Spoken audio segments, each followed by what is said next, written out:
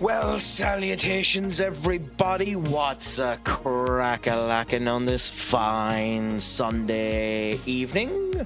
The Craic has returned back after a weekend away and is ready for a wee bit of fun with all you fine individuals. An interesting week of football for all of us to end up going through. Is it finally time to end up stating, yes, to completely derail me, is his bloody hopes alive, Ben? Now, with the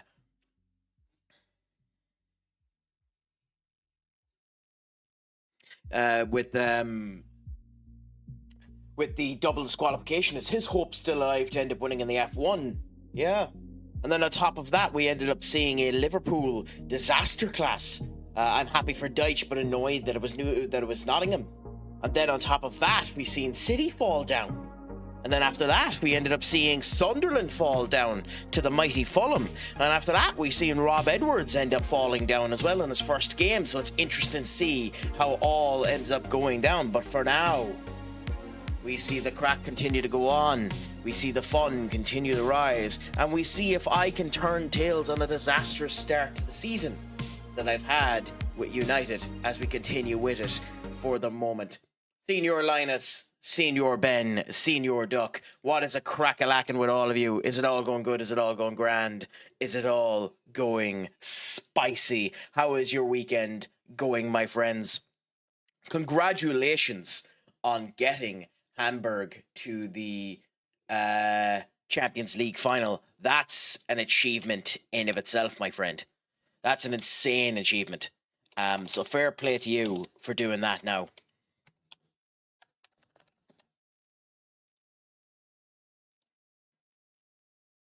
Although, I did say Hamburg. Hambry.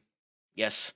Although I'd say I wanted to actually talk to you about this too, Linus, because I know with the movement of Rob Edwards to Wolves, your manager is being poked. Has he already moved on? I know your manager was being poked as the replacements in Middlesbrough and Southampton. Has he already moved along, Hanbury's manager, IRL? Yeah, that's sad. Do you have any idea who you're getting in place of him? It's an interesting situation that to end up losing him.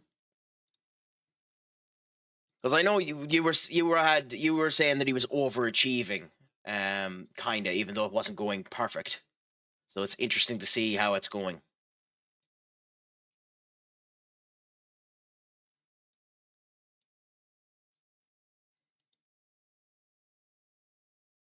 Oh, god damn it, game. Give us a second, the game's already bugging out.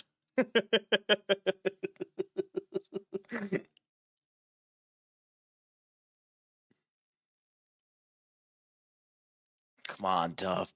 Come on, FM26.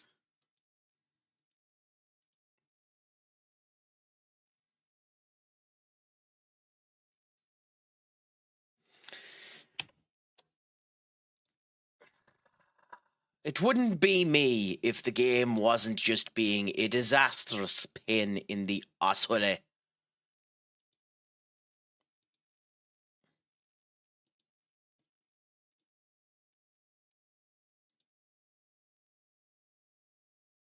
Okay, bear with us a second, guys.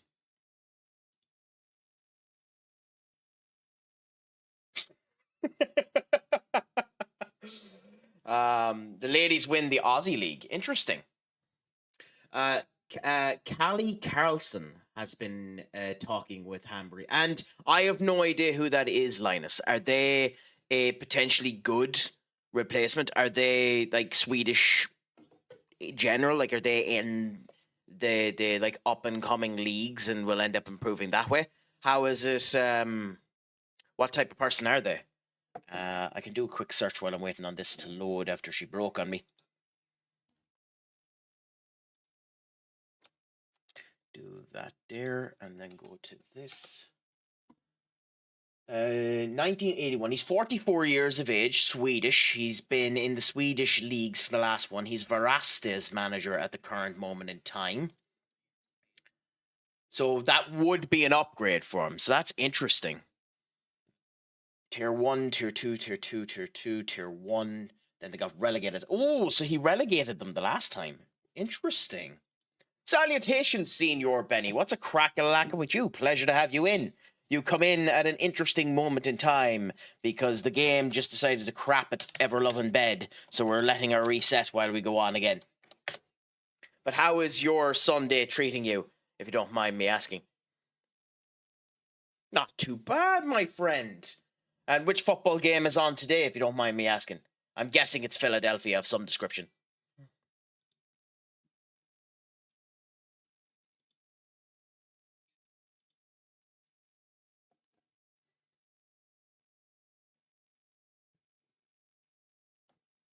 Okay, so this should end up working now.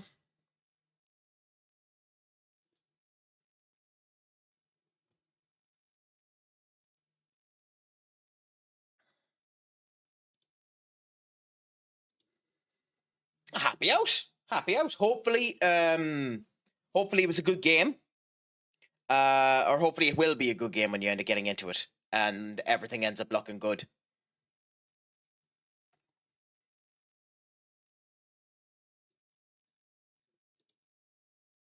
Come on, game, work for me this time. Good. She's not broken this time. Happy out. Okay, so we're going to start immediately before the game decides to break again. And we're going to end up going in to see how we end up playing against Ipswich. With the change in the formation, hopefully it'll end up working grand, the more offensive capability with a bit more of a turn on the wing. They're working kind of like this for it all to come down, so we'll see what ends up happening. If you win, I want to see you make national TV. I can't comment whether or not I'd like to see that now myself, Duck, but fair play to you for making the offer for Benny. But for now, we're going to go in now and see how we end up doing against Ipswich. Hopefully we end up doing well against them. Interesting weekend IRL for football, I must say. You must be a happy man IRL in football as well, Senior Benny. Or mixed bag, depending on how you feel about it, because it was a good West Ham performance against Bournemouth, but you also threw away that game. Callum Wilson coming into his own, and then second half just tiredness or second half neglect caused you not to get the result.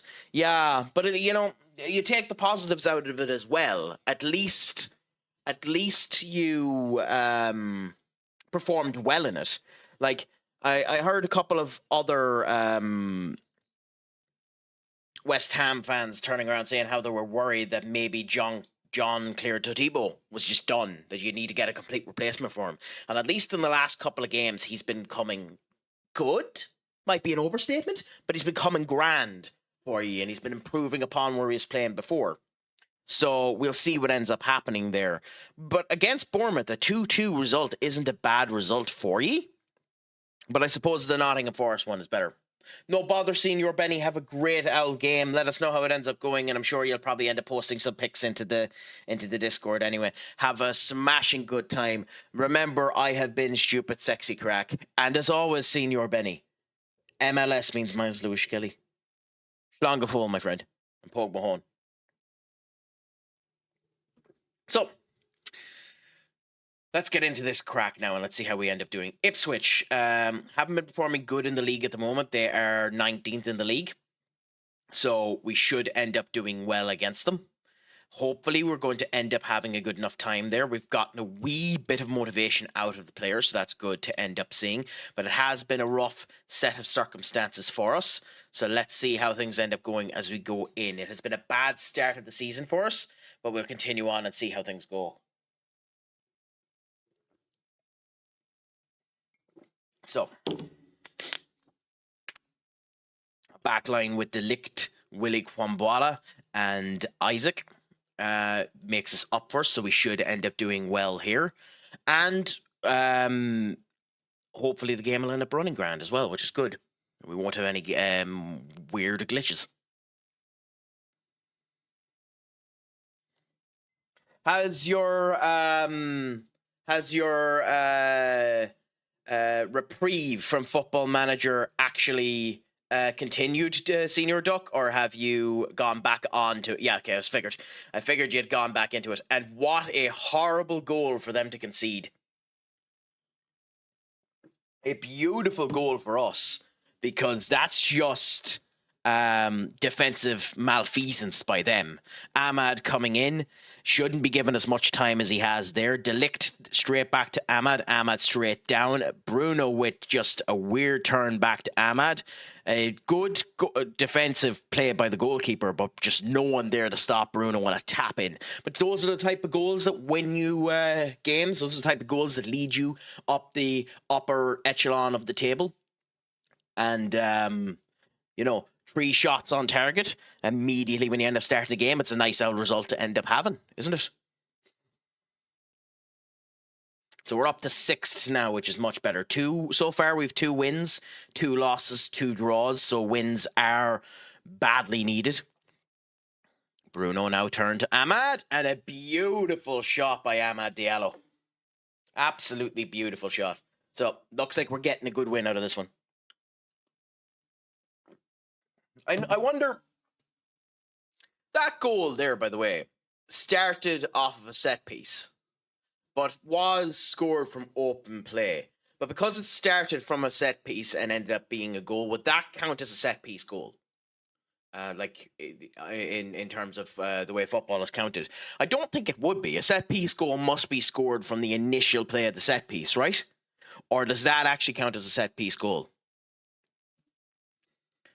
Either way, it's a good goal for us, but it'd be interesting if that counted towards set piece goals for United in this particular season.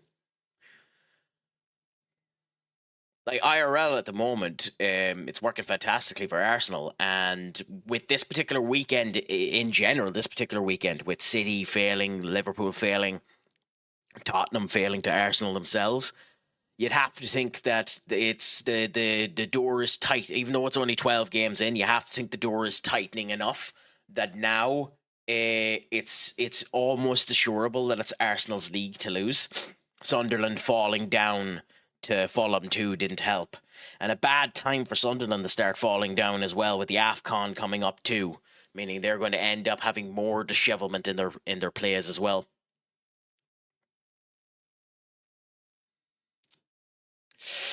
Nice. I'm always scared when you end up seeing sliding tackles in the box, but sometimes it needs to be done. Nice, Manu. Up to Rashford. And off of the crossbar. So which, considering it only lasted you 4 days, Duck, which of the FMs was it that attracted you back in? Was it this one that you went for? Was it Football Manager 26? Was it one of the previous ones? Not too bad. Experimenting with the tactics board, was it? Yes. I mean, the fact that Šeško is injured now until the start of the AFCON means he's coming back with Ahmad and Brian Mbeumo gone. Now, we'll see what ends up happening. I don't think it'll end up happening, but I do think in the meantime, while you have Brian Mbeumo, Benjamin Šeško, and the likes of them there, that you should start playing the likes of Shea Lacey and the young youths that will have to fill in the role while they're gone as substitutes. Like, you'd have to think one of the youths is going to end up taking that place, like Shea Lacey, you know? But time will end up telling. Also, Bruno with 2 goals now. Beautiful to end up seeing. Completely jummied the goalkeeper the wrong way. Going in against Barcelona, wish me luck. I wish you luck, my friend. And it also depends on how strong Barcelona have backed themselves up to, because Barcelona and Real Madrid have a tendency to become monsters, as we seen from FM24, where they became absolute monsters. And then, weirdly, as my 4th season when Real Madrid came in, just started signing random 30-year-olds. Barca aren't the worst in the world, Duck. I think they're top of the Spanish league at the moment, aren't they? Because I think Real Madrid are still having issues. Let me check. Real Madrid. Yeah, so Madrid here on the table. Okay, thank you, app. So Madrid, no, okay, I'm wrong. Madrid are top of La Liga at the moment, with Barcelona 1 point behind them. It's actually surprisingly tight. La Liga at the moment. Real Madrid on 32 points, 13 games played. Barcelona, 31 points with a 21 goal difference to Real Madrid's 16. Villarreal on 29. Atletico de Madrid on 28. And Real Betis on 21. So that's an interesting area for the La Liga to be in. I actually need to start paying more attention to the other leagues as well. I know there's been a big swath of news around Troy Parrott after the amazing display that he ended up having in the Ireland internationals. Obviously, lead it being one of the integral points that got us into the playoffs. And the talk is that he's looking to move from AK to one of the big five leagues, but not the Premier League. He doesn't want to come back to the Premier League until he's like a 60 million euro striker, so that he's guaranteed not to have a Liam Delap situation end up happening, you know?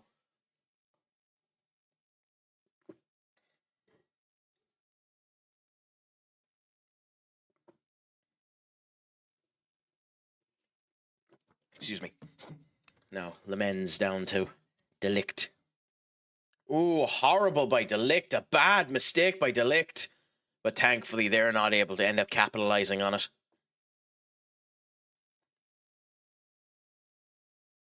So we might have to make a substitution now in a bit from Willie because it's too much of a risk. Oh my god. Oh my god. What a horrible concession. Oh, if I was an Ipswich fan and this was IRL, I would be furious with that. Oh my god, what a goal. What do you even say to a tap in like that?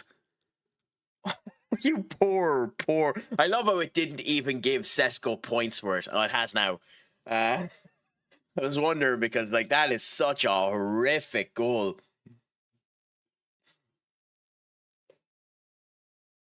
I think even you can admit, Duck, that that's not a great.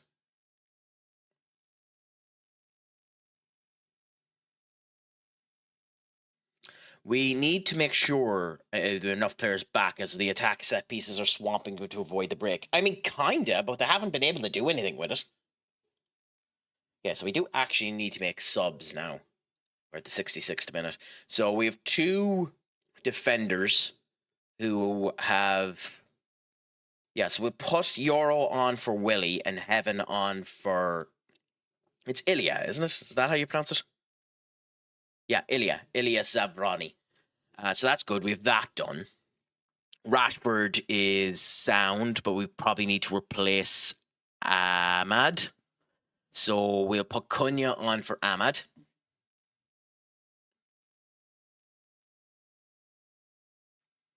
And he's had a good game.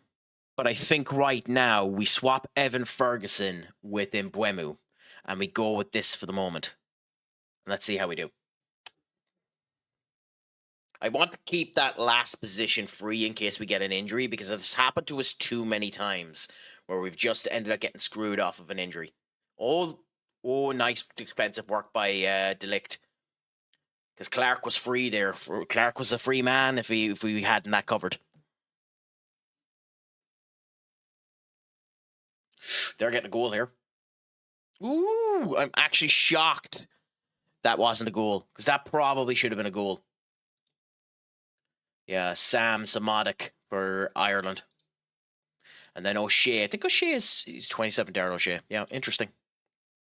But this has been a very good performance by us. We've been dominant in most of the play. They've made a ton of little mistakes. Even though the goalkeeper, for letting 4 goals in, hasn't actually been that bad, you know? So it's interesting. But we've done well, so that's all that ends up happening. Congratulations, Linus. I mean, that's the... But congratulations on getting first half through, because like it wouldn't be the worst thing if it went to penalties in a game versus Barca.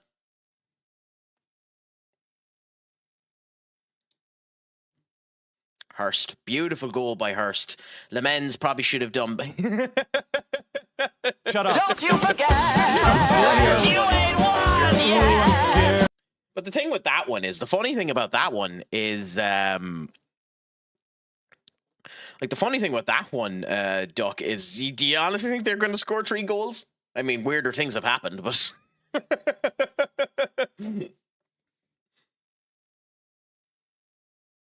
I guess the game did warn me that we were being too offensive. Kick out there to Johnson. What an attempt by Johnson if that had worked. Sesko to Cunha. Cunha. Oh, wasn't able to get the pass down. I suppose that makes a wee bit of sense. Oh, Evan, you poor fool. Oh, that would have been a beautiful goal for Evan Ferguson. Off the post. Evan's been really unlucky since joining us. His goals haven't been great. He hasn't been particularly good in any of the matches that he's been in. Off of the bench, he's been doing okay. But, like, he's had now 6 appearances, all 5 of them off of the bench, and no goals. You know, he's 1 assist, which is grand. So we might need to worry a bit about Evan Ferguson. But for now, we'll see what ends up happening. In the next game, we might actually start him in order to give him a go and see how it ends up working. But time will end up telling us. But yeah, it's brilliant for Linus that he's 1-1 up against Barcelona. Is it, how far into the Champions League is it that you're facing them too, Linus? Because sometimes it can end up mattering. They can come with more gumption later on. And who are you playing in your FM26 save, Senior Duck? Oh, not too bad. Happy out. Beautiful result. Yes, we're pleased because we needed it. I know it was a caretaker manager, but who gives a crap about that? Every performance matters. Now, for everything else, I will happily pay Atalanta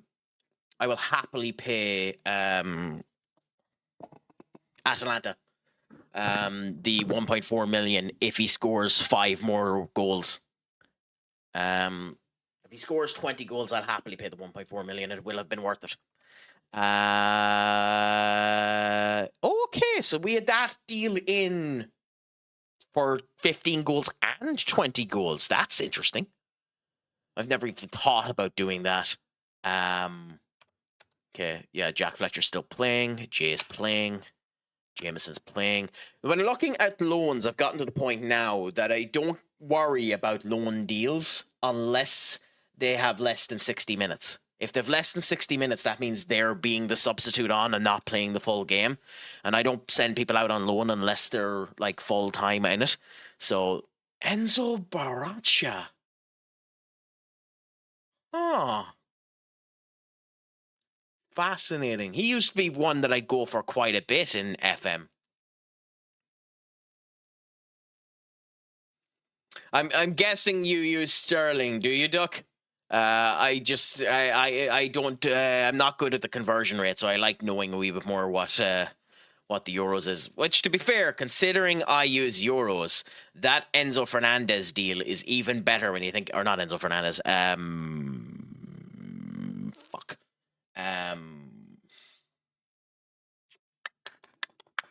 I just called him the striker. I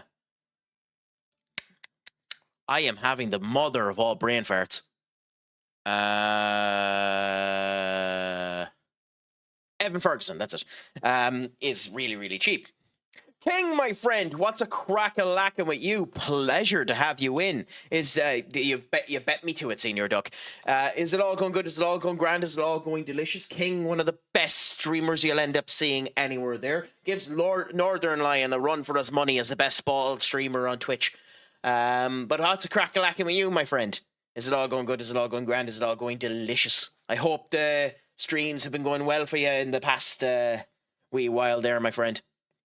But, like, yeah, that 35 million we signed him for is really, really cheap, considering I am in euros, not in sterling, actually, when you think about it.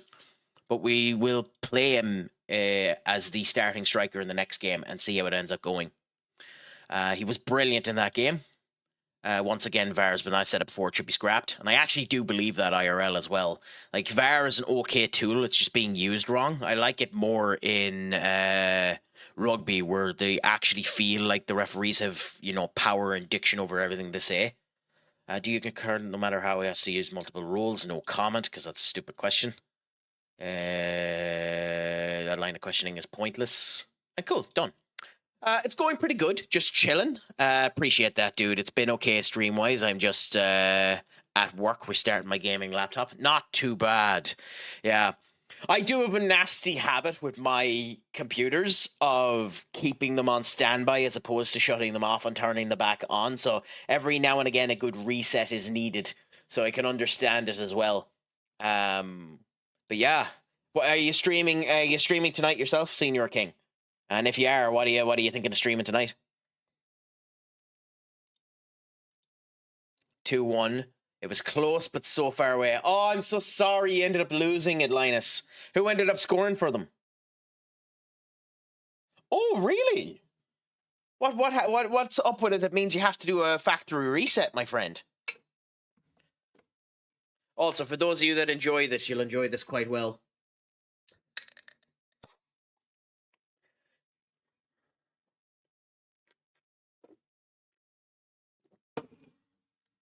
But of course it'd be the two. Of course it'd be the two geniuses of Barcelona, Balde and Lamine Yamal. Later tonight with Phasmophobia and some more rivals. Not too bad. I didn't end up asking you on the stream when we were talking about it. Who is your main for Marvel Rivals?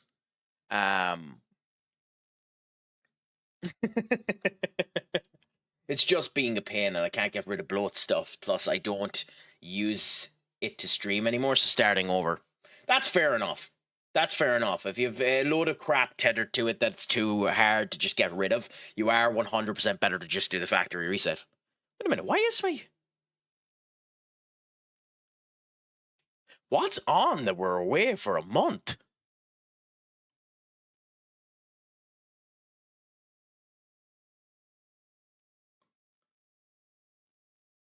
Obviously, it's an international football thing. What's on?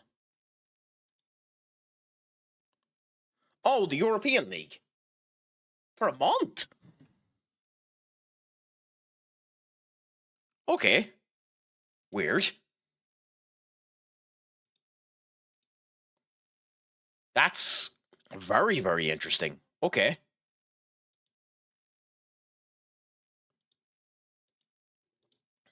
I'm actually kind of shocked by that we're off for that long. 28 days to the next game. Almost a full month between games. Huh. Still figuring it out, but I like Luna, Jeff, Frank, Castle, and Squirrel Girl. Well, canonically, in terms of Marvel, Squirrel Girl is the most powerful character in all of Marvel. So it is interesting. I like Squirrel Girl anyway. She's quite an interesting character. She's also one of the only characters that has, and I don't know if you would have known this, King. In terms of Marvel, Squirrel Girl is the only character that has greater fourth wall breaking ability than Deadpool. If Deadpool breaks the fourth wall and Squirrel Girl comes in, she will break Deadpool's fourth wall. Yes.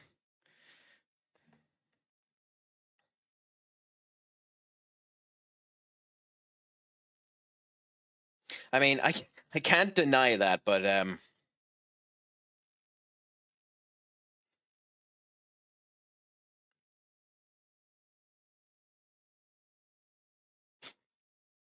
yeah, the joys of... I'd be careful about saying that because, like, depending on when she's depicted, Squirrel Girl is anywhere between the ages of 13 and 18. So, you know, it's a weird character to talk about because sometimes she is a girl and sometimes it's like Spider Boy or like Batgirl where they're actually adults. Squirrel Girl is one of those interesting ones. Now, Rivals, to be fair, have in the bio turned around and stated her actual age. So for Marvel Rivals, purely 100% purely to sexualize her, she's 20. She's 20 in Rivals. So to be fair, saying she's thick doesn't end up giving you the usual problem with Squirrel Girl. In Marvel Rival, she's 20. So, that helps quite significantly.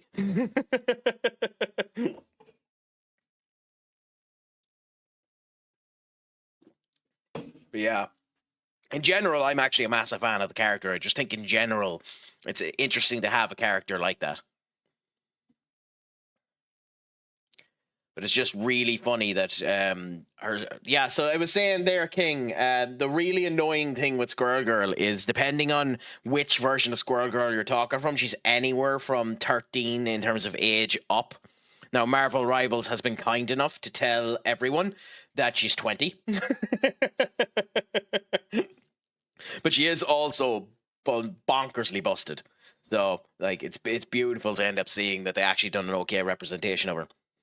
And Jeff the shark is an amazing character as well. Just, he's so cute. Yeah, I know. Yeah, because it's weird when you end up having characters with the girl and the boy name in them, because sometimes you never even know. Because, like, Barbara Gordon now is 26 in the bloody comics. So, like, still being called Batgirl. But then you have, in Marvel Comics, you have a character called Spider-Boy, and that character's bloody 13. So, yeah, you know. You never bloody know.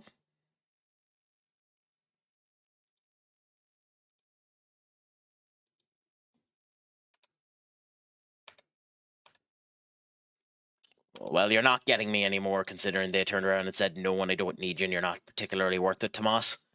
We tried going in for him at one point in time. We went in for it, but hasn't been particularly that good. So we're probably going to end up leaving him. Yep, none of them are particularly interesting. Although Guehe, I'm surprised we're still scouting Guehe since he went over to Saudi. Oh, Lamine Yamal won under 21's Player of the Year. Evan Ferguson was third. Well, that's interesting.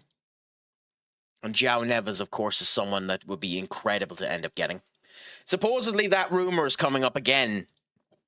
IRL, that United are thinking about looking at João Neves. I don't understand it at all, because I don't see why they'd end up giving him up. But hey, if we were able to do it, bloody do that deal.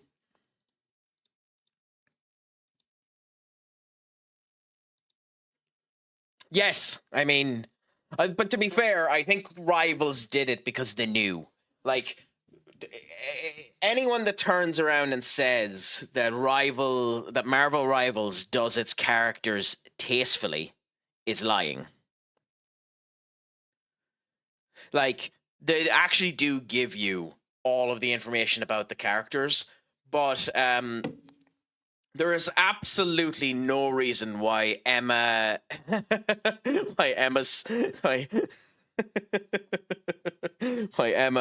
what's Emma's second name in Marvel? Emma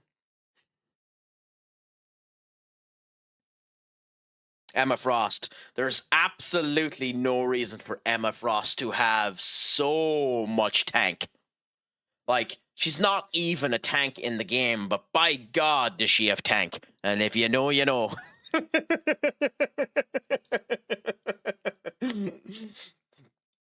Like, Sue Storm broke the internet when she ended up coming into the game. Now, to be fair, they have been kind with the men as well, but they should end up doing proper swimsuits for the men as well. Like, I make the joke with Clear Obscure Expedition 33 that the Gustav swimsuit you end up getting at the start of that game is one of the best assets you end up getting in any game.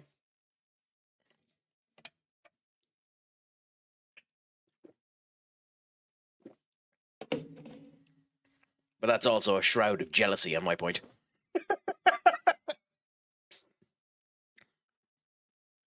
Oh, fuck.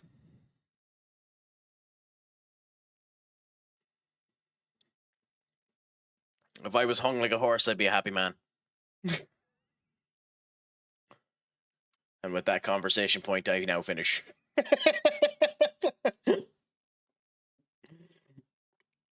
My career is done and I shall never talk again.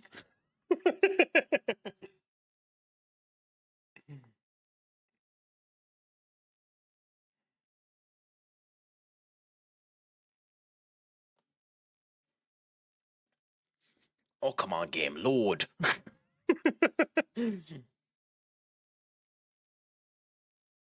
This is how Duck must feel when he ends up having his massive database with 120,000 people in it.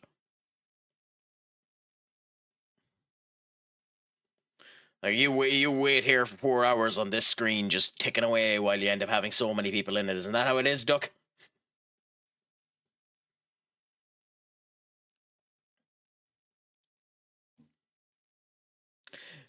Did you, by the way, Linus, I know you ended up failing with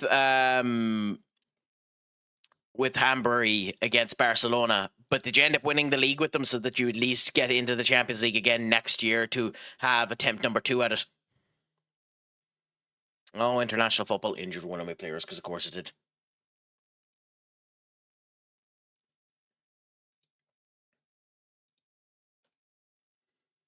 Kim Sung-yuk. Okay, yeah, well, we have him from Vietnam. Who are you? Oh, you're a manager. Okay, never mind so. That's because I can't read.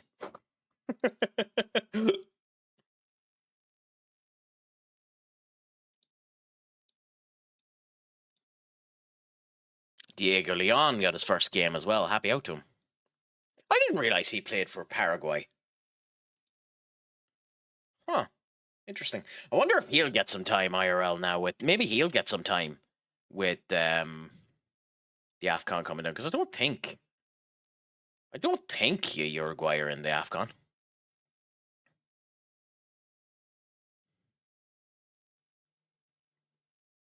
"21 days. Let's see if we can end up barreling through this.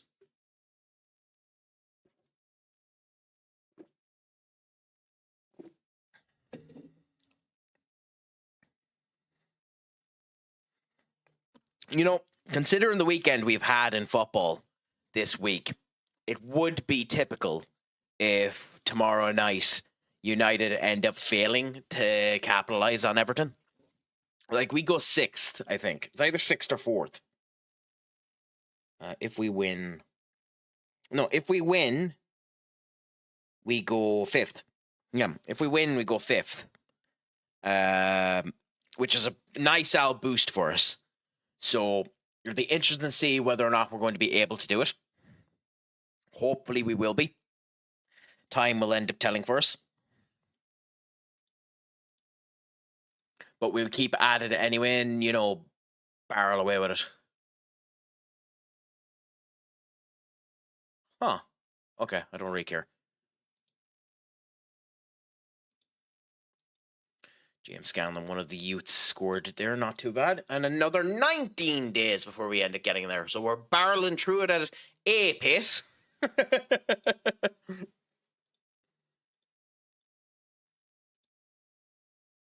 Oh yeah, because Palmer at one point in time was angry and wanted to leave. So we have to keep an eye on Cole Palmer because we're not spending 100 million on him, but he actually would be an interesting person to bring into the squad if we could.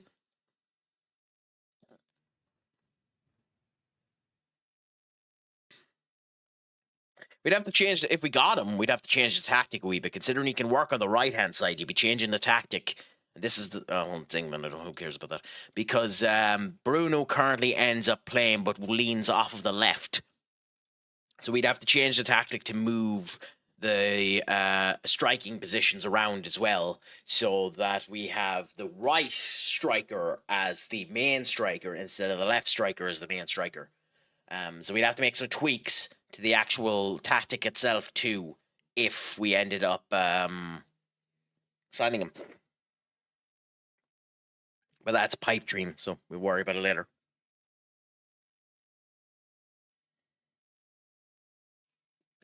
Oh, excuse me.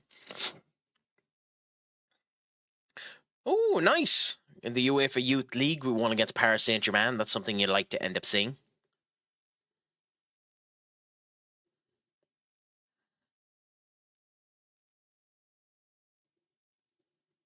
I'm actually very tempted to just go on holiday.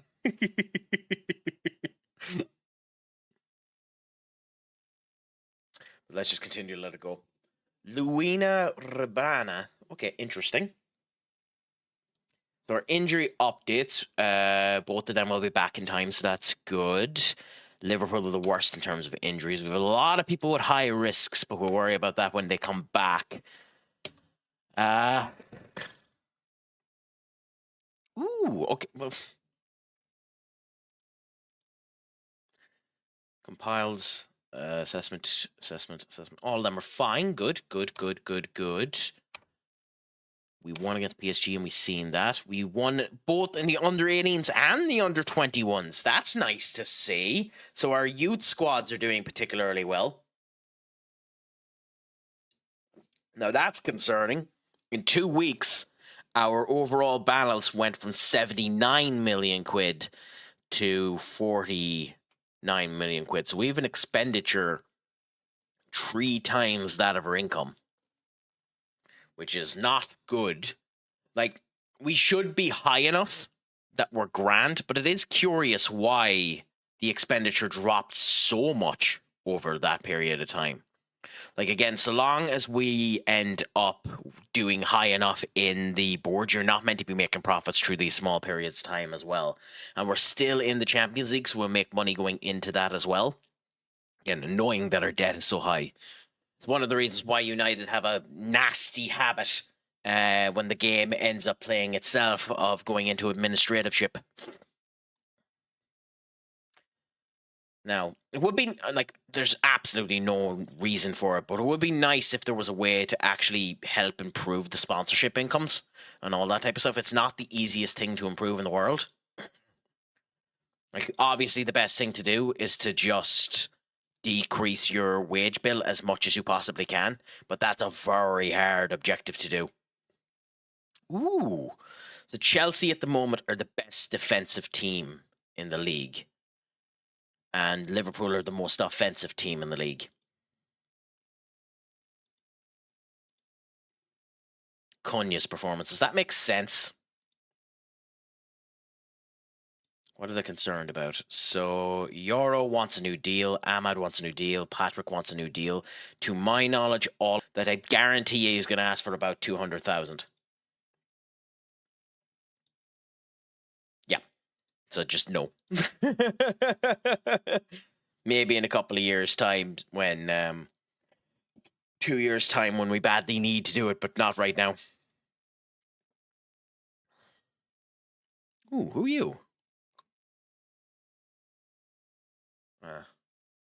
No, we'll ignore you for now. I need to cull my Twitch followers. How many do you have, Senior Duck? It's something I need to consider doing at some point in time as well, if I'm honest. But in general, I don't tend to bother. And please explain to me why I am why I shouldn't be worried that I'm going to be part of the nulling. Oh, I hope you continue to stay around, Senior Duck. Over 500. That's fair enough. Your Twitch lurker side app must be on fire.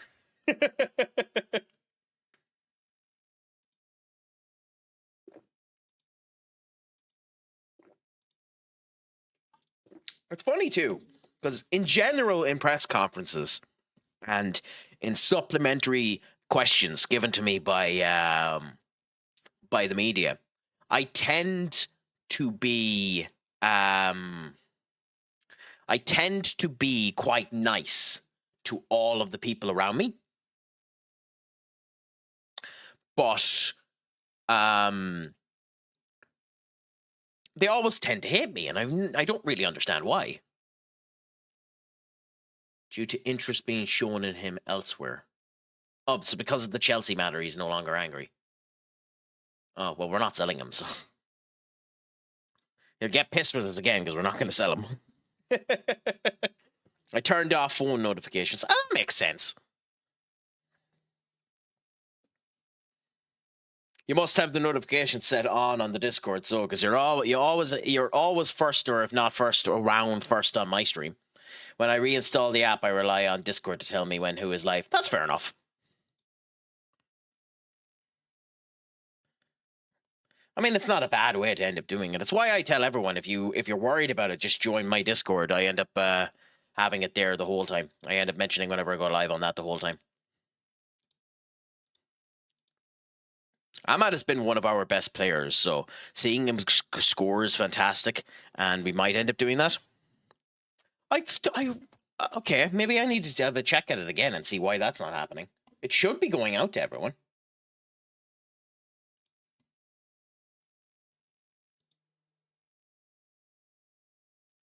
Oh, okay, that's funny. Like, everyone's meant to have access to that. Huh. Yeah, because it says everyone can see it.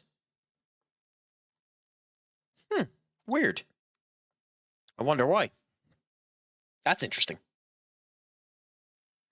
I mean, I'm going to continue to have the red app ping anyway, because I always go live on all 4 of them, but still. Interesting. Real Madrid. What's this? Real Madrid issue apology for mistake in Diego Yata and Andres Silva tribute. Huh.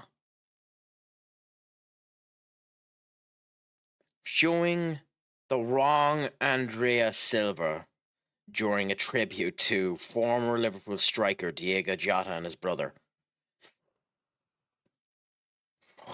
Okay, yeah, that's a fault and a half, isn't it?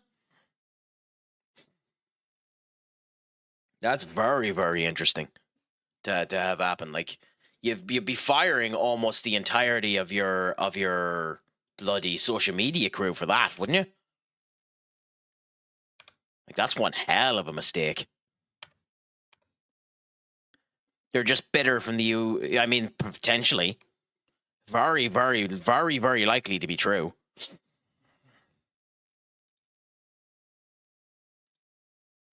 Okay, so we have more games brought up for live broadcast. Interesting. The under 21s have been performing good. Everyone's been performing grand in the what's this? Oh, okay, weird. Yeah, their international duties, they've been doing fantastic, so that's good to end up seeing. Surprised he gets a mention, Yota, the famous footballer. I don't know. I don't know why they'd be mentioning him. I do know his brother played for a couple of Spanish teams, but I don't know who. Bot. Interesting. Nope. Okay. Eduardo would still be awesome, but he's way too expensive. Way too expensive. I'd still love to get Eduardo Camavinga.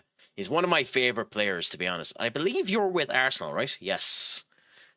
250,000 quid, and they got him for free to the lucky fools. Although he hasn't been playing for them, weirdly. Although in the one appearance he's had a goal.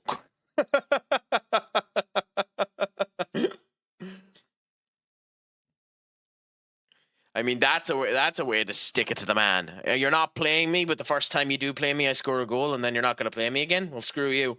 I'll be happy with my 1 goal, one win.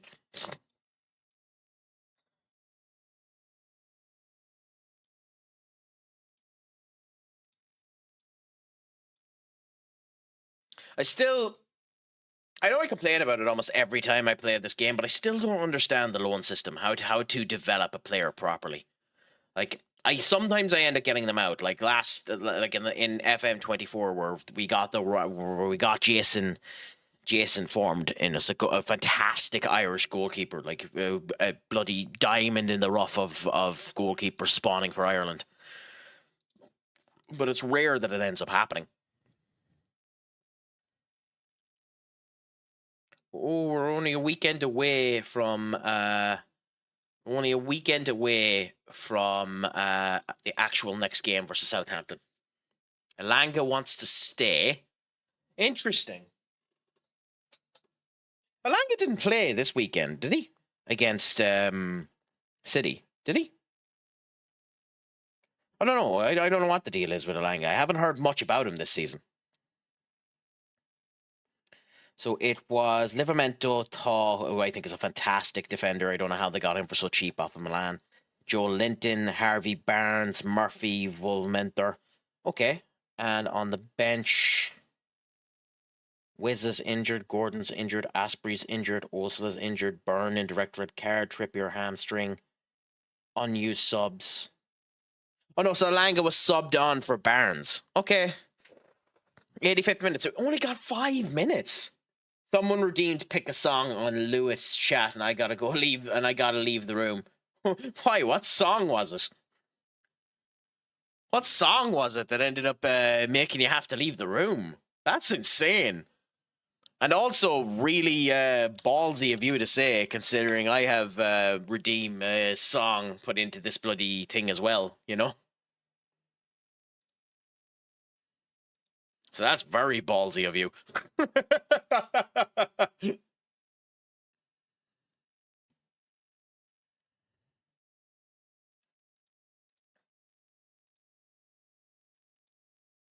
Oh, okay.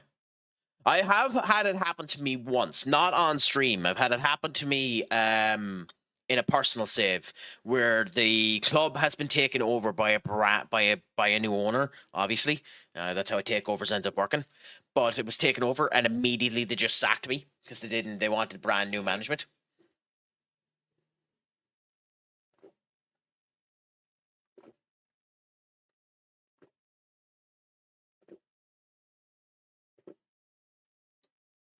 I mean, fair enough, Senior Duck. It's hardly something stupid like the Duck song, is it?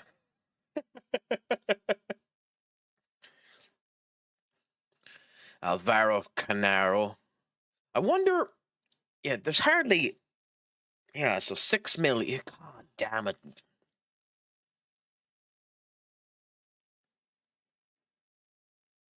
50 million spent in him and 9 appearances is a joke. The fact that we sold him for 6 million. Jeez Louise. We'll keep an eye on him because he could be a good person to go back and get. Militao is, but at 28 years of age, I'm not going for him. And Rudiger's one you'd want to try and get for free if you could. On the you could. We'll check in January because we might be able to get him for free. Do you want Rudiger for free? I mean, probably. Probably. Would he be worth it to the team? I still think he would be, but we'll see.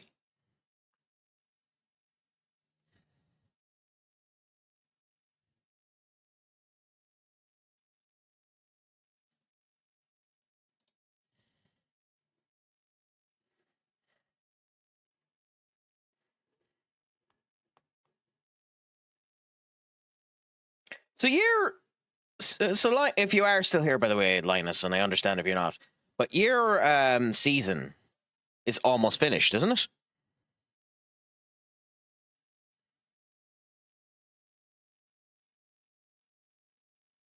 Sweden. So we go to Sweden, then we look at. God damn it! How do I spell it? HAM.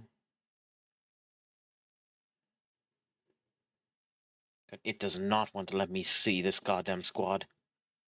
Whatever, I'll check it up online. HAMMBRY. Is that how it is? No, there's an A on it. So HAMMARBY. Yeah, there we go.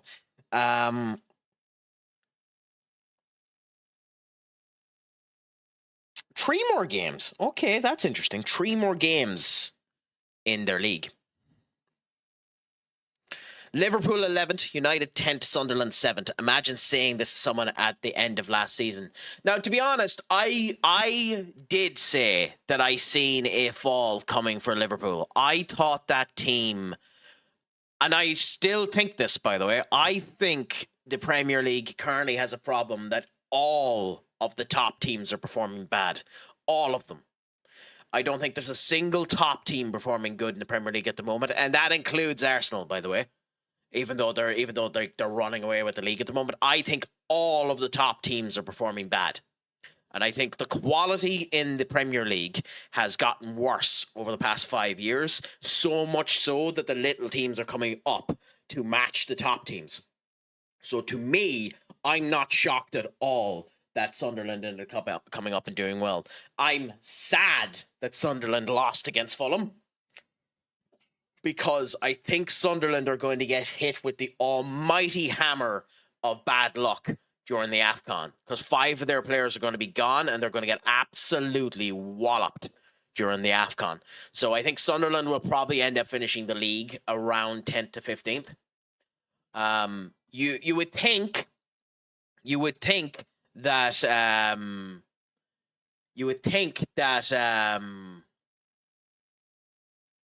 United would end up winning against Everton, and if they do, United go up to 5th, which is where, as a United fan, I want us to be.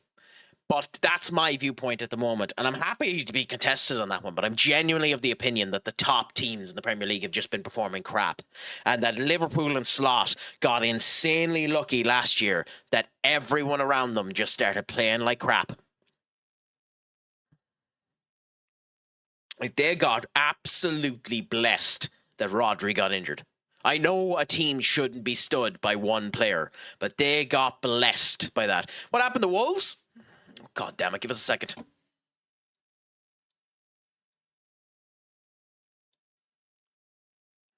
Okay, cool. What happened to Wolves is Wolves had all of their players sold and didn't bother their arse to replace any of them. The fact that Wolves got 60 million quid for Matthias Cunha this year and didn't bother their arse to spend that money is the reason why Wolves got screwed. Like, what Victor did with Wolves last year was a miracle. Never mind this year. What he done last year was a goddamn miracle. And anyone could have predicted with the signings, well, with the crutches they signed this year, that Wolves was going to go down. I don't think there's a single pundit out there who didn't put Wolves as one of the teams going down.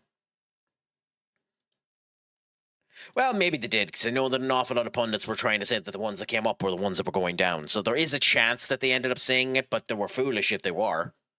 It's an unfortunate thing. Have you seen Ronaldo's goal an hour ago? I haven't, Peter. I haven't seen it. I'll have to have a look and see what he is. Like, even at 40, the level of skill that man has is unbelievable. And it's beautiful to end up seeing. But he's not the only one that's good at it. Like Lewandowski, when he is still fucking beating his kick. Zlatan Ibrahimovic was scoring goals like that in the Miles Lewis Skelly League, aka the MLS. You can do it, but like, it's unbelievable. He scored a bicycle kick from 10 meters in the 60 minutes to make it 4-1. Fair play to him. Fair bloody play to him. You love to see it. How would you compare myself to R9? I have a better relationship with women, but I'm far less good with athletics. I suppose that's the best I'd end up saying. Without having his legal team come and kill me. But yeah, bicycle kick is a lost art as well. That's why so many people fell in love with Scott McTominay's goal for Scotland in the international break there. It was a gorgeous goal, to be fair to him. Like, I'd argue McTominay's goal was probably like a good fucking 10 meters or 10 up. Like, he was definitely up a fierce high. Biggest problem with bicycle kicks too is you just don't have control of your lower body properly, so it leaves you, like, if you miss that and hit a defender, you're just getting an auto red. Like, I think bicycle kicks are dangerous. That's why they're so impressive when you get them right. You think he'll reach the 1,000? Yes. Oh yeah, I don't think he'll retire until he gets it. I don't know, like, why would he retire before he gets it? He's getting too much money in Saudi at the moment anyway, and he's actually able to keep up. He's got to stay fit until the World Cup, because there's no way he's not going to be playing it, and there's no way the World Cup is going to end up banning him for the 3 games that he probably deserves for the red card versus Ireland. So, we'll see what ends up happening, but I do think he's going to get the 1,000. I'd be shocked if he didn't. It'd be hilarious stuck if he ended up going, because like I think there is a player, I don't know their name. There's a player in Football Manager in this game that's 57 that's playing in Brazil. It's like if he really wanted to do stat padding, he could go to like Brazil or China and continue to play if he really wanted a stat pad. But I legitimately think he'll get the 1,000 goals. Yeah, it could be him. I'll have a gawk and see, Peter. It very much could be him. Once this ends up loading, I'll end up checking him. I just know there's one in it. There's Ben. There isn't a chance in hell I could score a bicycle kick. I couldn't get the elevation on it. But I also agree with you, Duck. I'm different to an awful lot of people in that I don't think he's as big of a hindrance to Portugal as some people say he is. I think he's better for Portugal than people end up saying he is. But I also think it's coming to the point now where he should be a sub solution. Or definitely game by game be rotated from sub solution. But Portugal do have the unfortunate problem, in my opinion, that their striking options are actually surprisingly weak.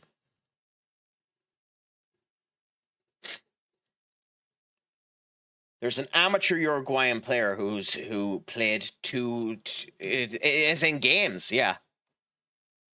If you want to break your neck, be my guest against the big teams. Okay, let's have a gawk. Is this buck in the game?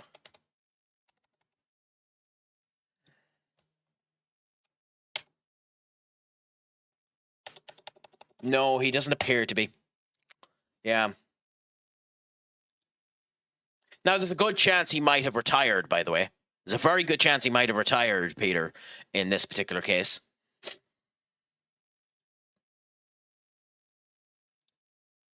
Ben, not a chance, unfortunately. But yeah. That's interesting, yeah. A bloke from the 5th German division is going to the World Cup for Craic. What do you think about that? I actually don't have a problem with that at all. That's the big thing about it. It all depends on international football. Like, I use Troy Parrott as the example. Like, he was for Ireland. The performance he's put into Ireland in the last 2 games versus Portugal and Hungary would make you think he's a world-class striker. I'm sorry, he's not. He's not a world-class striker. He's just a kid with an awful lot of potential. International football is an entirely different kettle of fish. You're playing with entirely different elements of players in a much slower game. So a player from way down the threshold can rise up to levels they normally couldn't end up getting to because of the people that are around and the slower, more methodical game of international football. That's why players don't end up playing as good as they do when they end up coming back. Evan Ferguson is a prime example of that. He's had 2 very bad loan spells where he's probably going to end up getting recalled from Roma. But he is considered one of the top strikers for Ireland and typically performs very good for Ireland. So I do think international football is a showcase of how people act and how they perform, and it gives you a better idea of character. And you definitely should be looking at the character profile of someone on international football. But to take international football as the case carte blanche of how a player would end up doing is a bad idea. But a fair play to the bloke from the 5th division of the German league going to the World Cup. It's a fantastic achievement, and I hope he enjoys it. He definitely should.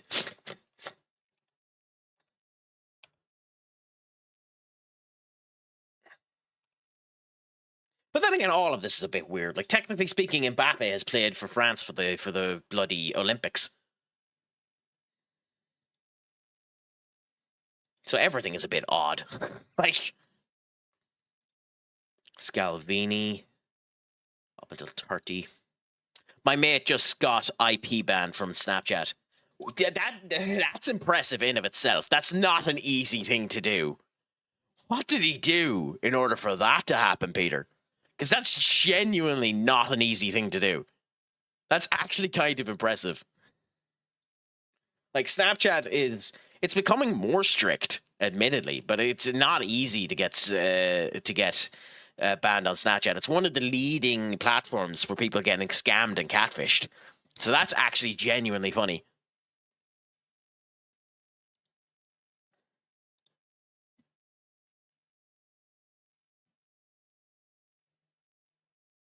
I can't think off the top of my head, though, Duck. And maybe you can, considering you'd probably be more into it than me. Who is the greatest international football player? You know, a player, has the Dele Alli effect, where they're just, the next best thing. Or as Goldbridge would end up putting it, who has the Pereira effect, where you have your preseason Perlo. Your preseason Perlo effect, as Goldbridge ends up putting it. Who's your international football version of that? Because I can't really think of it. I mean, in modern game, probably Evan Ferguson, but that's being very mean to the kid.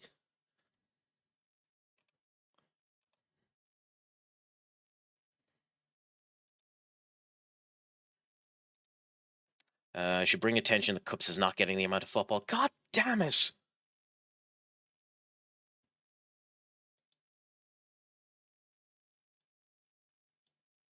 I get what you're saying, but I don't agree. Up, my friend. What's a crack-a-lacking with you? Is it all going good? Is it all going grand? Is it all going delicious? Is life treating you well? How's the crack treating you, my friend? James Rodriguez is an interesting choice because James Rodriguez did perform well. There's a reason why he ended up getting to Real Madrid, I know he ultimately ended up going to Everton and the whole lot. Like Rodriguez has dropped like a bloody anchor, but he was an actual decent player, So Rodriguez probably isn't one I'd point there, but he was legendary when he was playing, for the international team. So maybe you're right. Playing with Dortmund in FM is so hard. I got a record-breaking 81 points and Bayern got 82. Trust me, Peter, I know that feeling. In the Football Manager 24 save, when I was Real Madrid, when I had moved over to Real Madrid, this was 8 years into the save. I was going up against Barcelona. I ended up getting 96 points. Barcelona got 101. When I was Crystal Palace in the Championship was even worse, because in the Championship I had with Crystal Palace 103 points, and then 105 points, and the team beside me that was second had 104 points on my arse the entirety of the league. So like in lower divisions, that's a massive poke, But Dortmund are like Bayern. That's just an IRL thing as well. Like Bayern have all of the resources in Germany.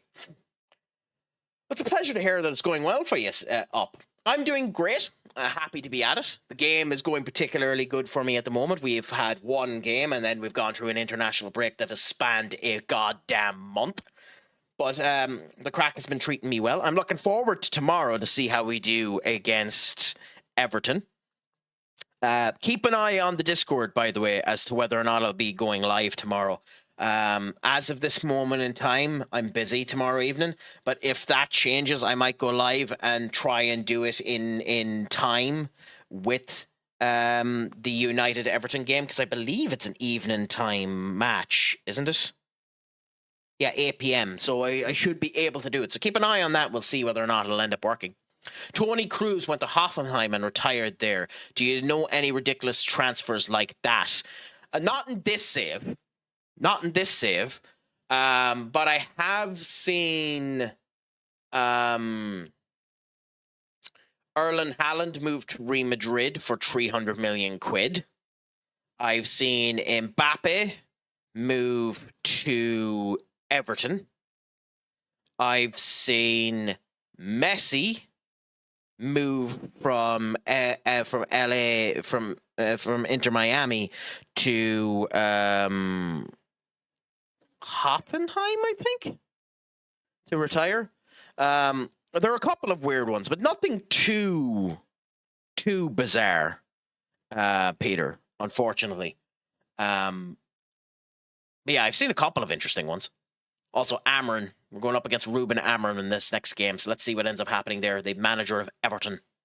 Oh no, we're not going up against him. What? Why was he talking about us? Oh, okay, it's just because we took over a spot. Fair enough. In all of my saves, Mbappe stays at PSG and retires there. Yamin Yamal as well. I mean, that's fair enough. Typically, they just give them the hand basket, so it's kind of hard to see them go. I haven't yet seen a save where, unless you're playing with someone, that Lamine Yamal has left Barcelona. To be fair, I haven't seen that yet. But yeah. But it's interesting IRL how things go as well, because you'd never imagine the likes of De Ligt at United, even though I love De Ligt. I've loved him for years. He used to be always one of my first signings. How do you think we're going to do up as well? Do you think United have a chance? God damn it, please load. Do you think United have a chance of beating Everton? I have a very nasty feeling that Everton are going to end up... Everton are going to have a good game against us. I hope that we end up performing good, but we'll see what ends up happening.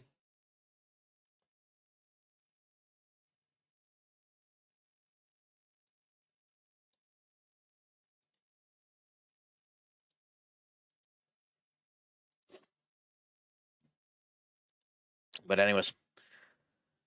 Oh, game, don't be at this. Don't be at this. Okay, good. You're still being a little bit too glitchy for my comfort. You're performing a lot better than you did the last time when you crashed every time a loading screen came up, so that's good. But still being a wee bit. Yeah. Wow. Okay, who scored for them? Because that's genuinely interesting. Because I was literally just looking at Madrid there and talking about how it's been a weird season for them. Because I know there's an awful lot of Madrid fans not happy with Alonso. With Xavi at all. So it's interesting that they're 1-0 down. And it's not even that they're 1-0 down. Obviously, we're looking at stats, so I can't tell the full thing with it. But it looks like it's an equal game. Vinicius Jr. didn't start either. Wow. What team did he play? Oh, okay. Rodrigo up front with Mbappe, Bellingham, Trent Guller, Salabars, Garcia. Weird. I haven't been watching Real Madrid, so I can't comment on it. But this Real Madrid squad, looking at the team sheet, looks like a squad that's being put together because we have too many players and we don't know what to do with them. It looks like a squad being put together if I just don't know what to do with my players. Don't worry about that, Duck. I'll end up sorting them out anyways. And that's something you never need to apologize, by the way. So it's all good. It's all grand. But yeah, I like a win and a draw for Lecce would be an interesting result now. You see, the big thing about it is I prefer to see neither Barcelona or Real Madrid win the league. Like have a Villarreal win the league. I don't want Atletico to win it either. To see an actual surprise end up happening on those big leagues would be interesting. It's the same way as in the German league. I kind of, not that I want to see them do bad, but I kind of want to see Bayern and Borussia Dortmund do really bad in the German league as well. Although I do believe Borussia Dortmund actually is doing bad at the moment.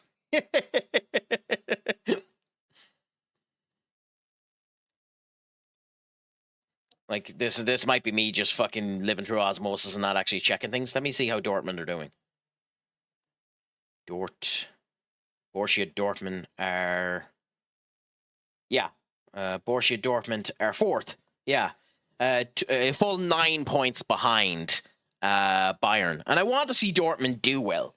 I think Bayern Leverkusen are the interesting one because, like, I also would love to end up hearing in the Bayern Leverkusen situation, what the hell happened with Ten Hag? What did he do? He had to have done something to get the sack that quick.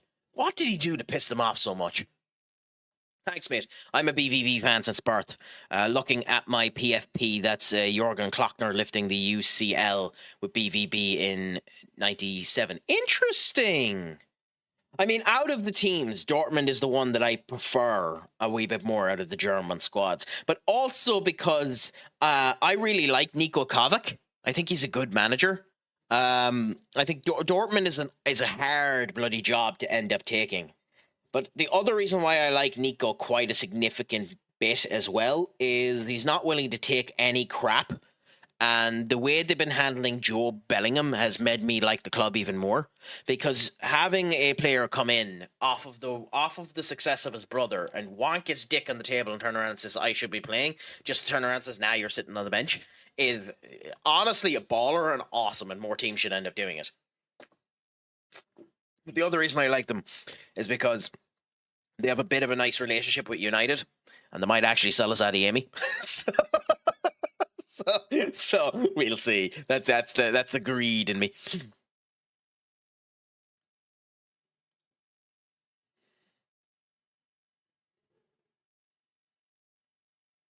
That's honestly just the greed in me, but still. Okay, so in this game here, we're going to go with Evan Ferguson up front. We're going to give Godu his game, so we'll take Willie off and put Godu on instead, and move Delict into the middle. We're not going to make too many changes because it doesn't want to. I already lost all hopes to win the Bundesliga, to be honest. I do hope we go do well in the UCL. I mean, yeah. I mean, I still think, like, you're still fighting for a UCL spot anyways. Like, you're not too bad off that way.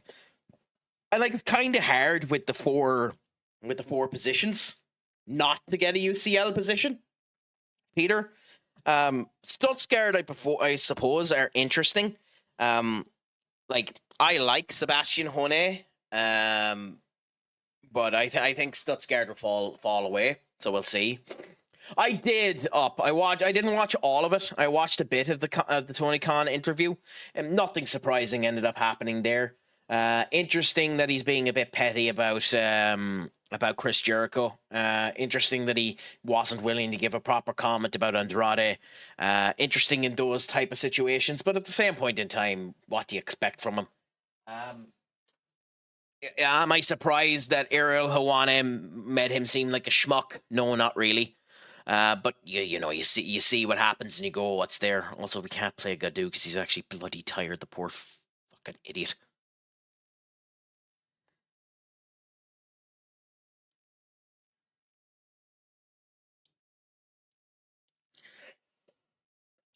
Yeah. We haven't won versus Stuttgart in like 3 years. Yeah.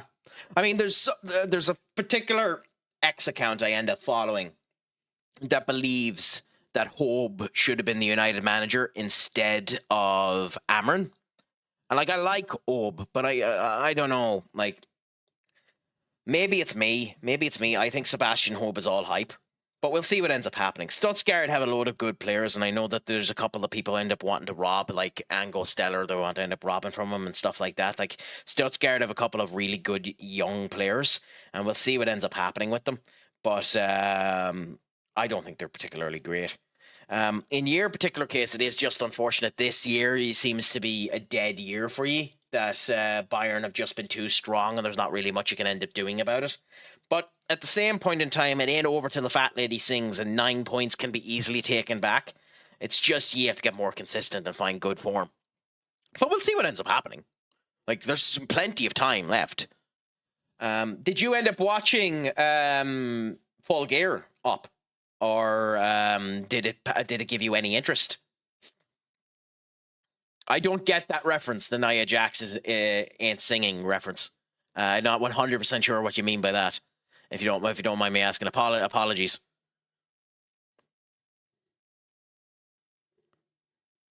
Okay, so what do we do here? Ferguson up front. Who do we swap him with? I think I don't want to make too many changes. But Southampton are load game 13th, so we have to be careful. It's because you said it's not over until... Oh, okay. Yeah. I mean, to be very fair to Nia Jax, she's cut a lot of weight in the last year or two. To be fair to her, she's still really, really unsafe. But like, to be fair to her, she's done a phenomenal amount of work. I'm happy to see her doing well. But yeah, no, that is very mean. Poland's under 21 is one of my favorites for the World Cup, and Poland's main team is looking good as well. I mean, yeah. Like, there's a lot of dark horses in the World Cup as well. because like you have the likes of God,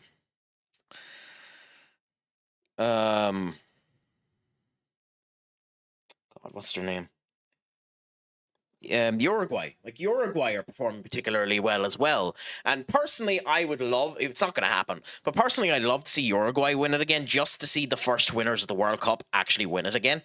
It's not going to happen, mind you. I know that that's a pipe dream, but still, it would be an interesting result.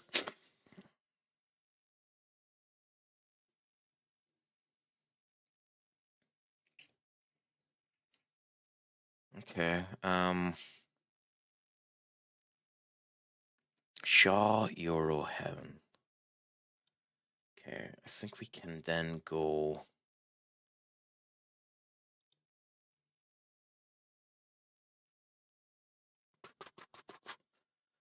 Do you think Scotland will get through? Out of that group, I don't think Scotland will get through. I mean, they've a very good chance at doing it, but I don't think they're going to. I genuinely don't think they're going to. I know it's the simple answer and it's probably the easy answer, but I think if I was a betting man, I think Italy are getting through on that particular group. I think it's unfortunate, but I do think Italy are the one that are getting through there. I think Northern Ireland and Scotland will end up getting knocked out. But we'll see. I gotta win Champions playoff.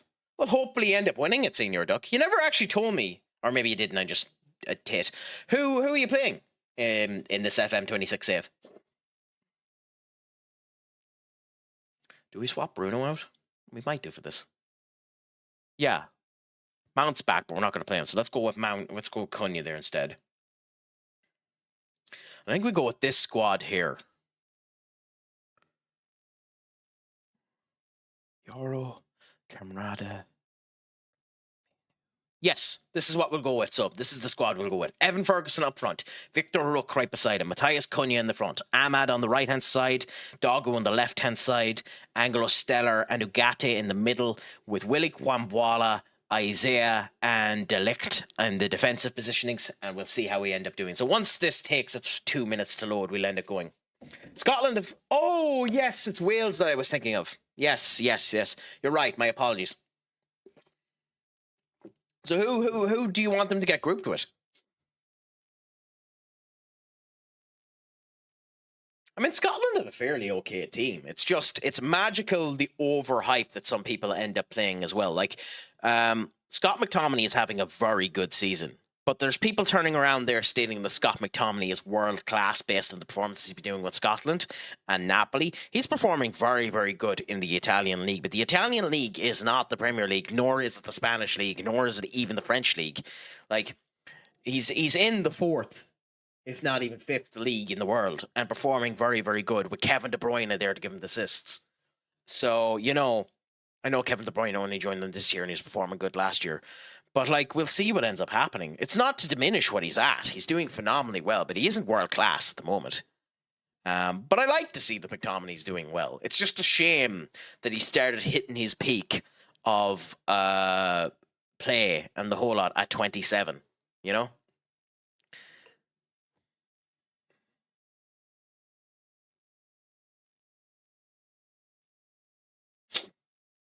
Like, I'd be much, well, we wouldn't have sold him, first of all, but I would be much, much happier if McTominay was having these performances at 24. Like, that's one of the things people forget with United and McTominay. McTominay was 27 when we sold him. Like, he wasn't young. Like,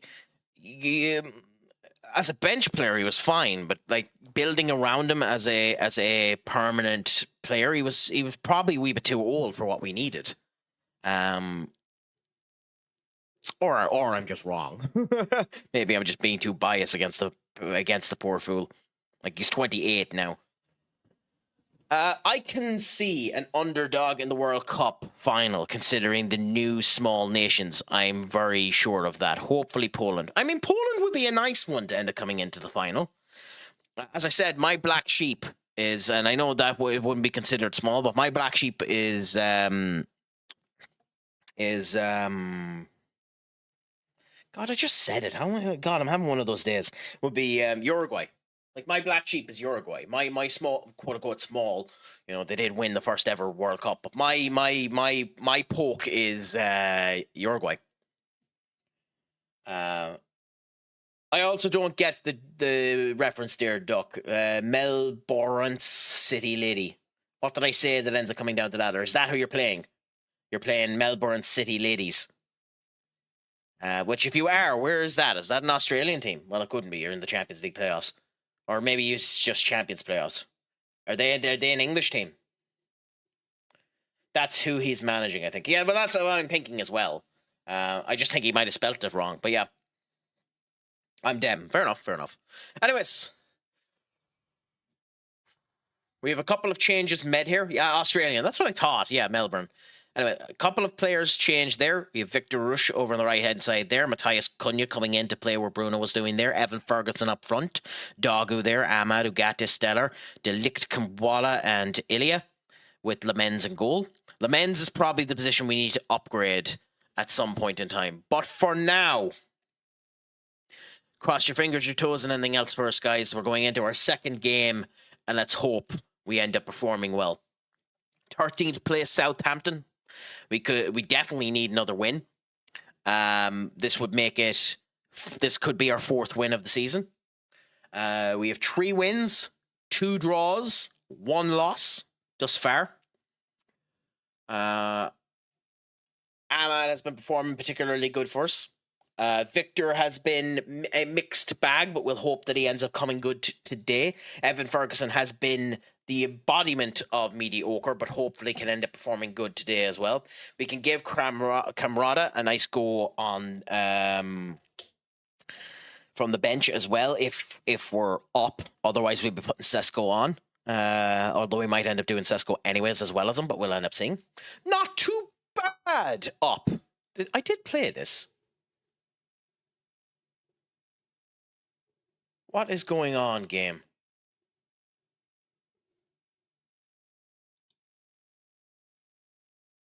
Game.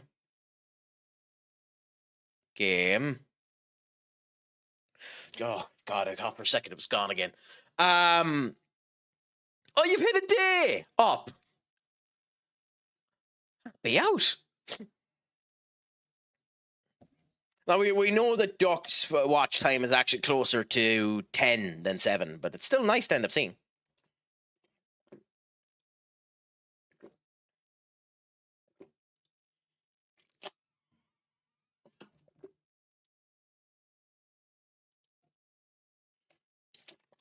Okay, come on, game, load. I wish they had done something with this Teams are warming up loading screen so that there's a wee bit more cinematic since it's getting stuck quite a significant amount. Never bought a PC before. Are you going for an actual desktop PC up, or are you going for a laptop? Because it's a good experience to get the desktop PC. It's scary because obviously you're a bit afraid that things will end up going bad and all that type of way, but it's a good experience to end up having.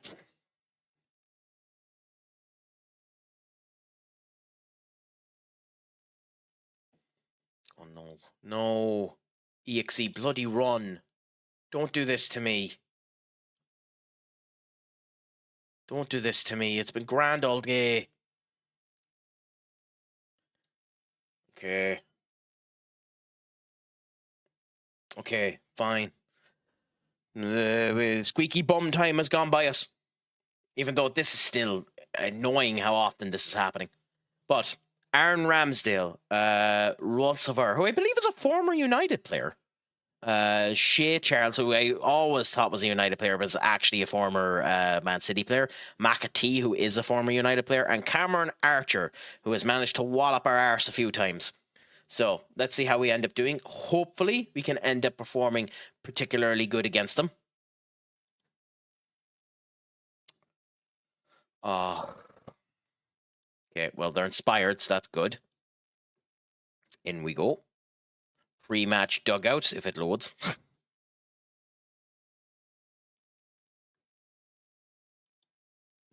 Apparently not. Okay, fair enough. And we're starting the game now. Come on, game. Seriously. Come on, game. Seriously.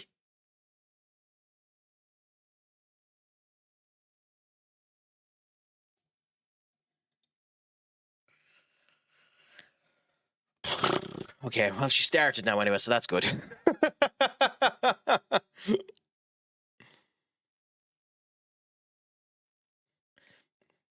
I'm in season 4, lost 1 grand final and 2 semis prior. That's annoying. So does that mean so where are you projected in this season to do? Are you projected to do well this season, or how is it being set up for you, Senior Duck? I don't really know the Australian league, so is it different? Like, is the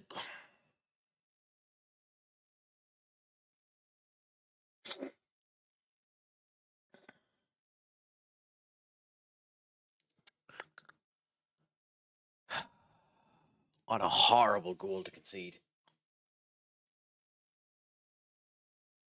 What a horrible goal to concede. Oh, you can't blame that on the men's or anything, but holy crap. Dogu, what are you doing? Okay, Stellar to Dogu. Dogu, who was having a good season last season. I know Rashford is back now and is our principal starter on that side over Dogu, but he needs to perform better than that. Ahmad to Delict. Delict to Ferguson to Cunha. Oh, that could come back to bite us in the arse.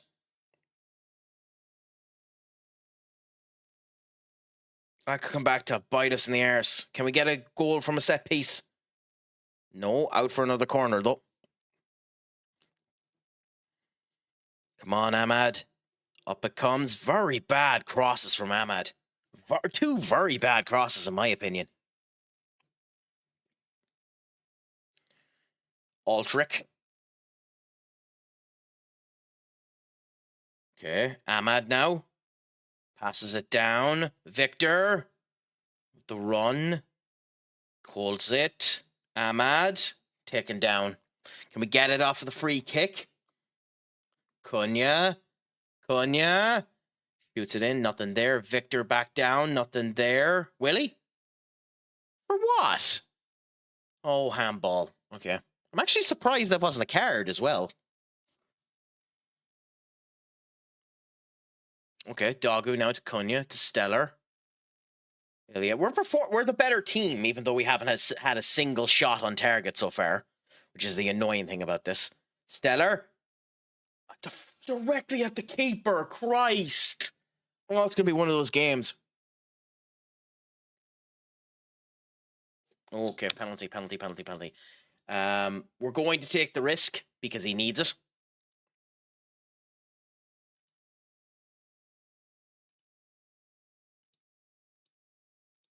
Yeah, we're going to take the risk because he needs it.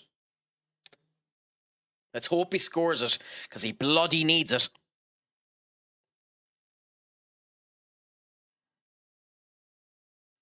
He better score this. Evan Ferguson up front. The Irish striker. Can he get his first goal? Penalty! Oh, Ramsdale went the right way. I mean, a cannon of a penalty, but Ramsdale went the right way.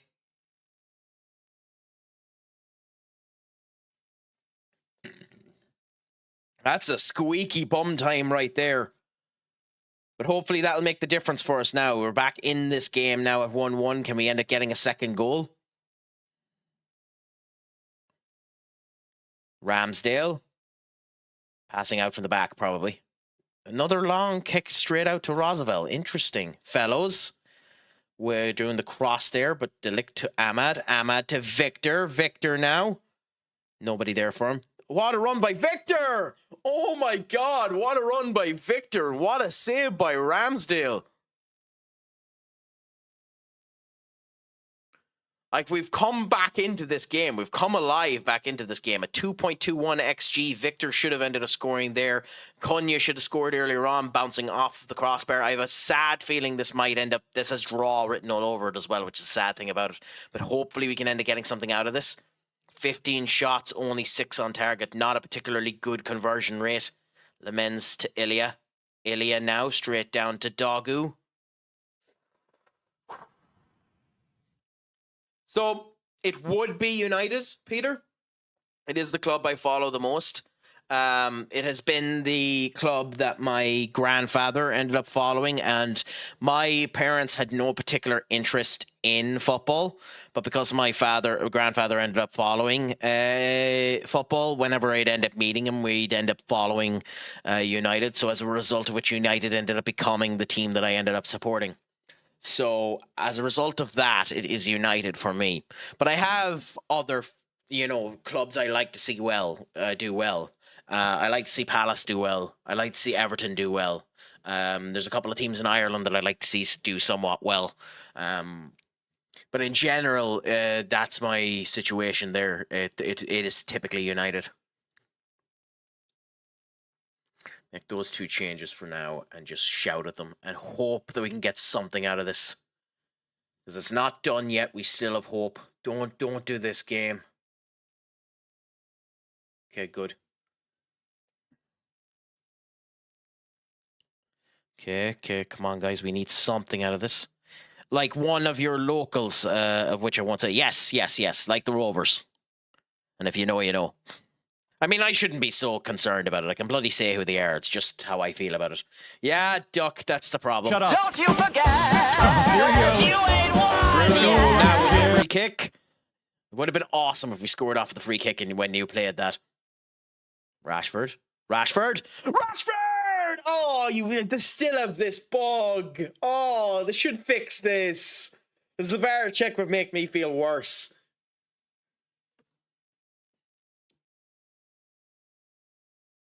Oh, this game is a draw written all over it, doesn't it?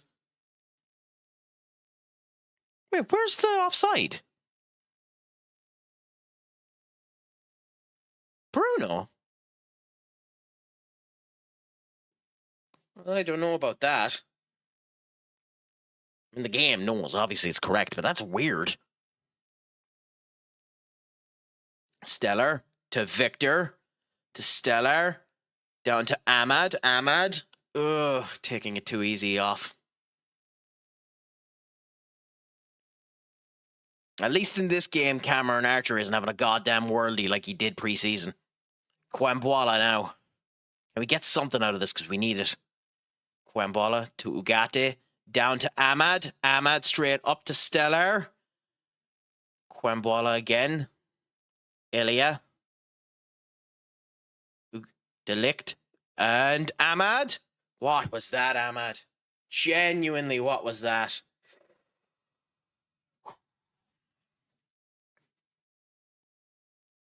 At 70 minutes, we'll have to change to ultra attacking and just screw defense completely. Ahmad? To Ugarte. Stellar to Evan. Evan loses it far too easily. Ah, god damn it, Evan. Oh, but Rashford to Evan to Bruno. Off the bar again for the 3rd time this game. Oh my god, that's the 3rd time this game that's happened.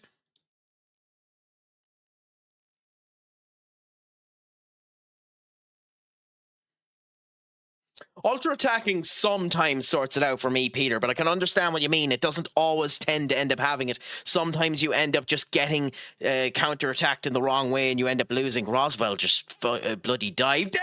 No! What was that, Laments?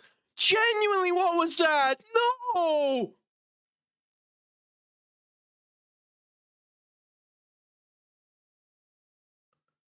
Oh, Laments.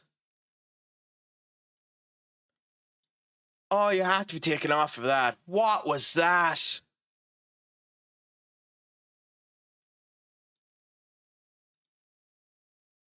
Oh my god. I don't care if we're in control of the game. We're bloody losing. And Ugarte then performs a crap pass as well.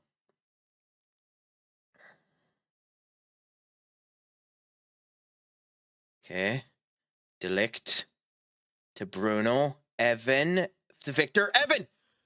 Okay. Okay, Evan did not do a good job holding up the ball there, but still, Victor was there to cover his ass because Evan lost the ball and Victor picked it up. So Victor covered his ass and passed it straight back to him. Good work by Victor more so than Evan. But hey, at least the penalty might have worked for him. The penalty might have worked for him.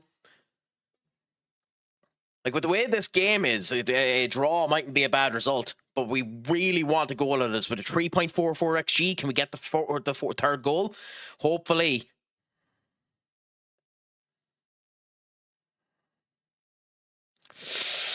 We're in the 80th minute now. Do we make that final sub? Oh, come on, game. Come on, game. We need something out of you. Work ball into the box with faster time. Well, that's what we do, unfortunately.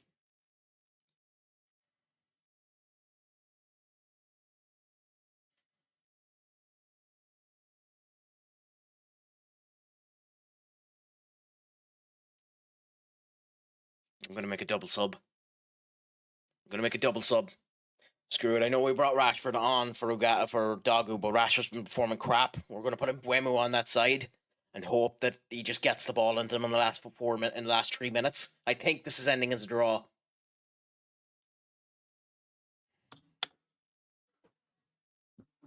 Oh, I can't look at it. Come on, game. Give us something.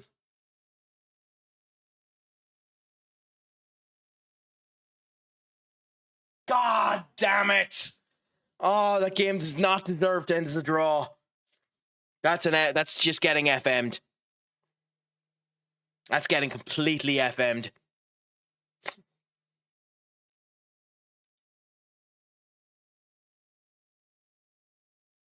Oh, it's just an atrocious fucking game.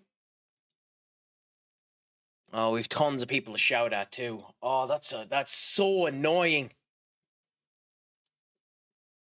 Oh no, game, don't. I mean, it would be good for me if the game crashed here, but don't.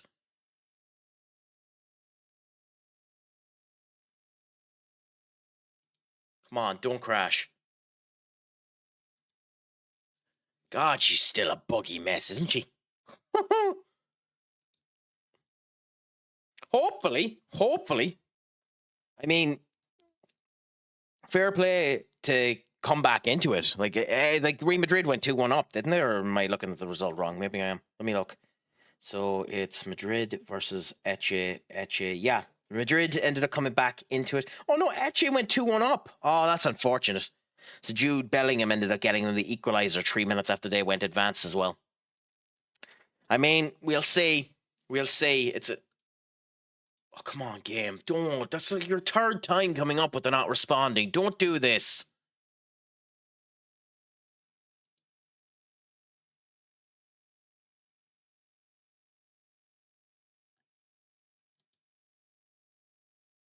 Okay, so immediately just get to the situation where he can save this goddamn game.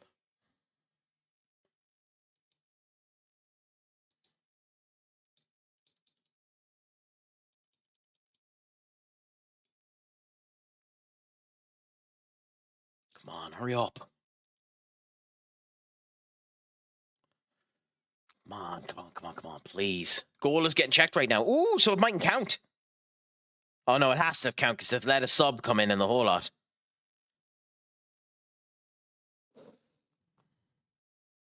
Oh, like Eche have a goal. Like Eche have scored a goal that's being checked, is it?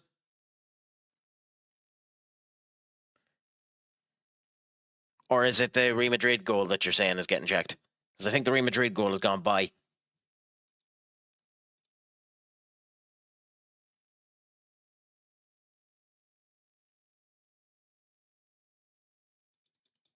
Oh, come on, game.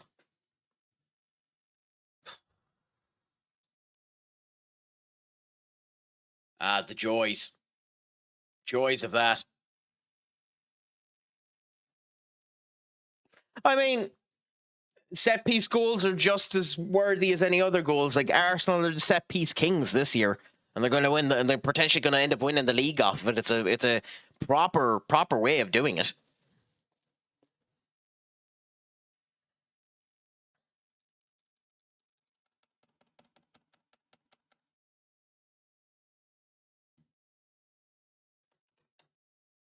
I think our luck might be ending, guys.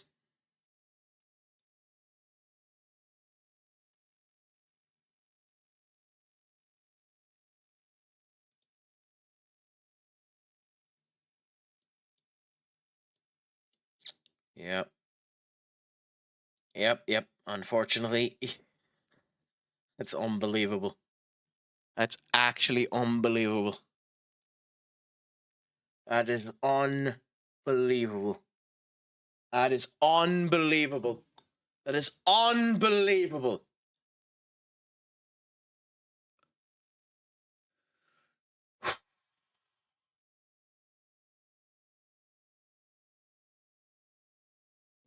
Oh, God damn it.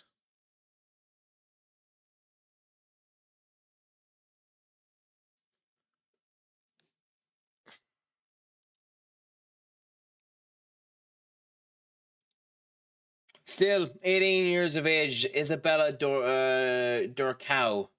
That's very good stat-wise for that particular type of player. You're going to find it hard to keep that player, Duck.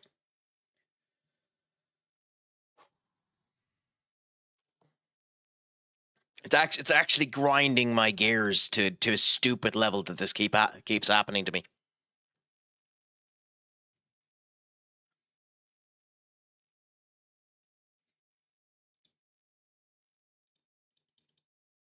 It's so annoying that I have to play the goddamn game again. I mean, I could sim it until I end up getting a draw again, but screw it. I'm just going to go with it and see how it goes.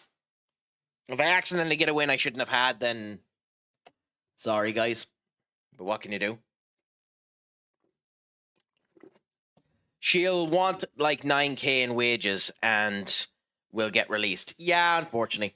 Do you think we'll play top level at 33? I personally think not. Here's the big thing with saying that, Peter. You don't know. Like,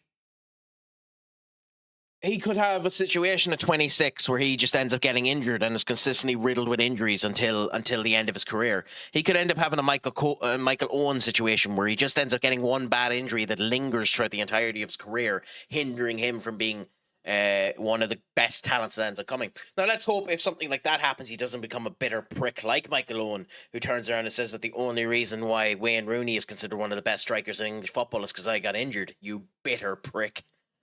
But you can't tell. Like he could tomorrow morning go onto a game with Barcelona and end up breaking both of his knees. He could end up bloody sinking down and having the Dele Alli treatment, where he's considered one of the best in the world, and just the pressure gets to him and he's not able to do it anymore. We genuinely don't know. All we can do is hope that he performs well and continue on anyway.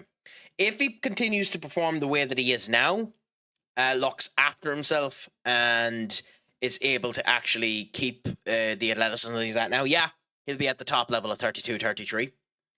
But we also don't know how the game is going to change between now and then. Fitness levels might increase even further than where they are now. Personally, I don't think so. Personally, I think the opposite is going to end up happening, where fitness won't matter as much and you just need dedicated actual talent in play and aggressiveness and strength. I think being bigger will be more important than being faster in the next 10 years. But that's probably not. I'm not a coach in football, or I'm not looking at the recruitment stats of football or anything like that. But to me, based on how I see the game, being bigger will be more important than being faster. So we'll see what ends up happening. I'd say you're probably right that he won't, but it's so many years down the line that we don't. There's too much that can happen to state either way.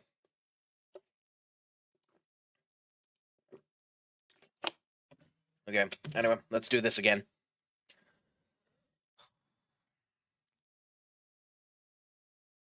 Hopefully the game won't crash on us again. Immediately, Ahmad gets cleaned out of it. And Cameron Archer will probably have the game of his life this game.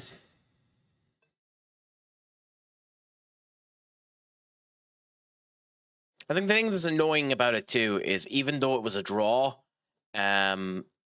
Ferguson had 2 goals there as well, so it helped for his threshold, and we don't have that now.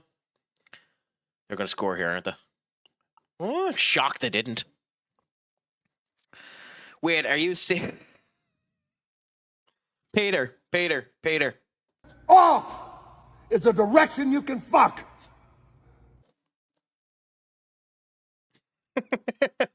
But fair enough. Nah, the game crashed. If you weren't paying attention, the game crashed. And I could end up simming it until we end up drawing again, but I'm just going to go whatever this result is and hope that it doesn't crash again after the game finishes. And Emmanuel Ugarte ends up getting a goal. So, yeah, who would have bet that one? So, we'll see what ends up happening. Yeah, no, it's unfortunate. I've been having some issues with the game. It's like the last stream I was doing, it ended up non-responding 9 times and ended up crashing twice. So it's a wonderful joy having that happen, and trying to stay positive that I'm not being an even more cantankerous prick than normal. Yeah, Victor Craic on the 96th minute getting a second yellow card. 25 years of age. What does he play, Victor? Victor is a defender, which means they're probably going to end up losing, unfortunately. But we'll see what ends up happening. Stellar down to Victor. Victor over to Angelo Stellar. Ugarte back to Delict. Down to Ahmad. Ahmad with a nice little turn. Cunha there. Up it goes. Evan Ferguson scores! So beautiful. He's getting the confidence in this game, which is beautiful for us as well. Unfortunately, this is going to result in a win. Well, I suppose. Shut up. Don't you forget. This one's probably going to end up coming with a win.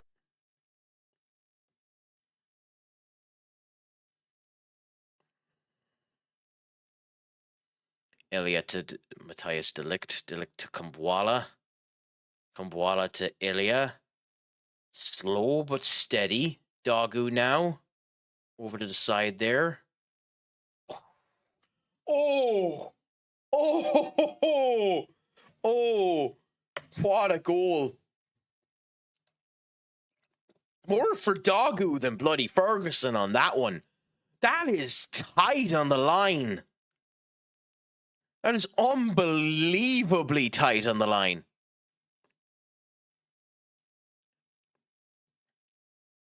Recently, I saw a game between Stuttgart and Augsburg, and 6-6 in my save. The largest, that wasn't a friendly, the largest goal scoring I had seen was in, not in this game, what a goal.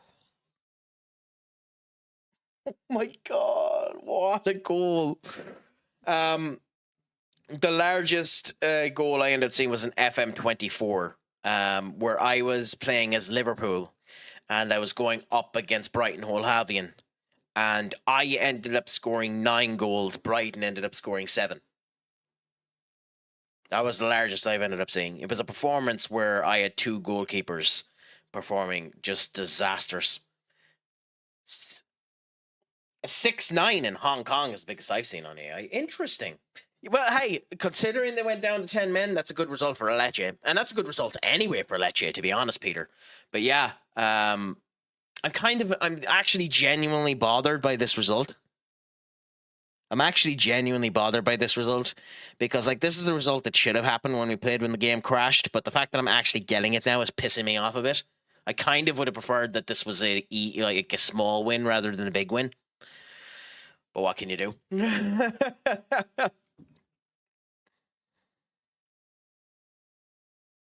Just for authenticity's case, but hey, there's not really much you can do about it.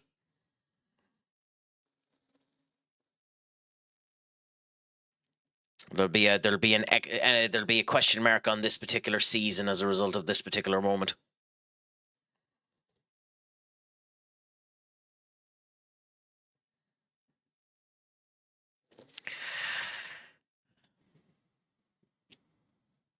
The worst I have seen a game with 4 red cards, both sides getting red cards. That's the most I've seen happen in a game. And I have seen a game with 13 yellow cards. Now, 13 yellow cards, and ironically, no one being sent off either, which was interesting.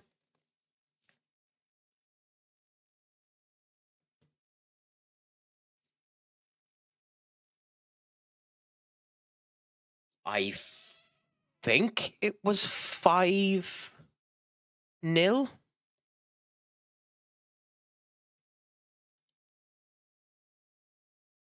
I think it happened during that FM save, the FM24 save. Give us a second. This could break things, by the way, but let's see. I hope it doesn't. This could break the stream, what I'm about to do here, but let's hope that it doesn't.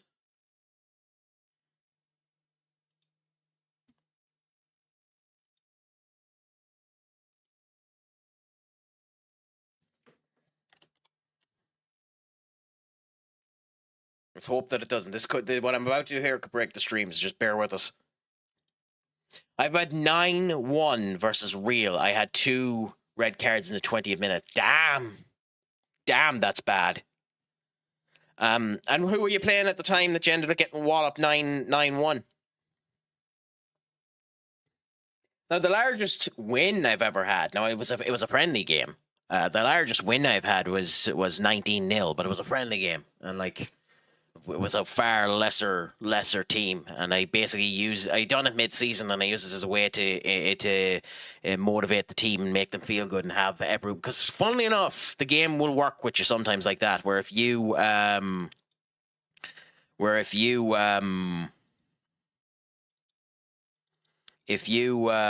performing really, really bad and just want to get the players into a good mood, play a friendly match against a really piss-weak team and win, and you'll see the morale of the players go up in the whole lot because of the win. So it's actually not a bad technique.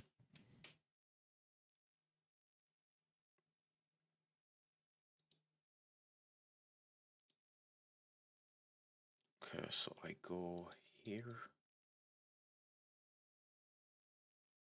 My profile. My history. View. So my biggest... Done that.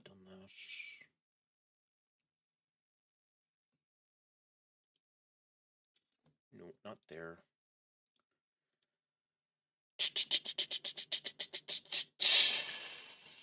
It was a 6-0 loss in the FM24 save. That was my largest save, my largest loss. I just went and I checked it there.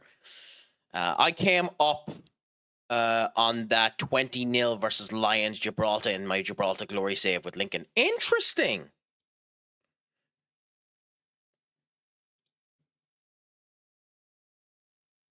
Yeah, Duck ended up having a save here on... God, which UI is that? That's FM11, isn't it, Duck? Where he was playing Hull, and the result was 11-8 to Liverpool.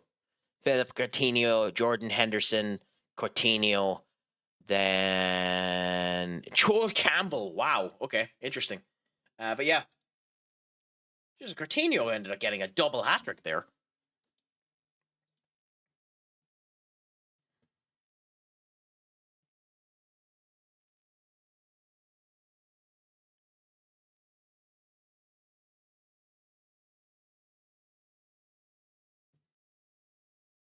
Yeah, sub you now in 1 second. Ball to Ahmad to Ferguson. Ferguson almost scored. Okay, let's make this sub. Okay, Victor is injured, so Brian Mbuemo up there. We leave. That is the only change for the moment.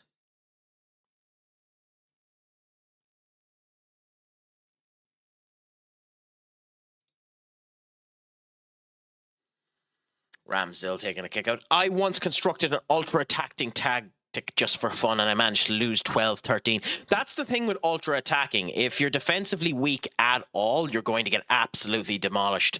Although, weirdly enough, I find in this game, ultra attacking is significantly more defensive than it was in FM24. There's far more defensive solidity with an ultra attacking team in this game than there is in 24. Now, it also depends on what your out of possession is like. Oh my god, Cunha's getting injured as well? Wow. Okay. Yeah,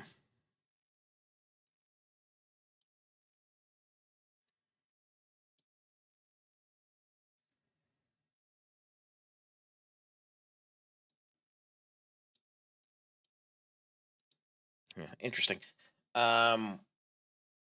Just get through this game without any more major injuries. So I'm going to let this game run and finish, and I'm just going to quickly go for a loo break. So I'm just going to let this run, and I'll chat to you in one quick second.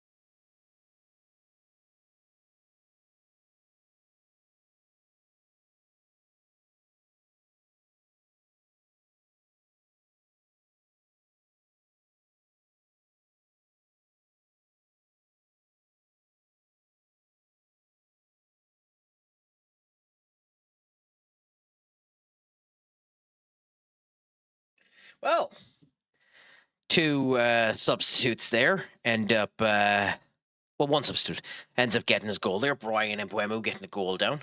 Brian has been the better out of the two original signings that United have had. He's done much better for us than Cunha has in this particular save. Both of them have been a bit of a disappointment, to be honest, but they're both doing well. What type of formation are you playing anyway, Peter, when you are playing the game? Oh, Tom Fellows with a nice goal there. Beautiful cross by Archer. What about yourself, Duck? What type of formation are you playing?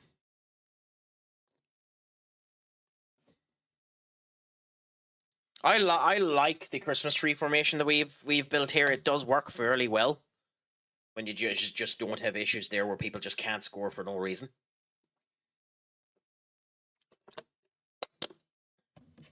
Whether or not it'll work if we ever try an online save where online actually ends up working and the game doesn't end up shitting the crap, we'll end up seeing.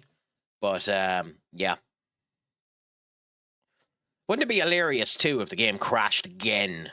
By the way, if it does crash again after this, I'm just ending the stream. But wouldn't it be hilarious if the game crashed again after this game finishes?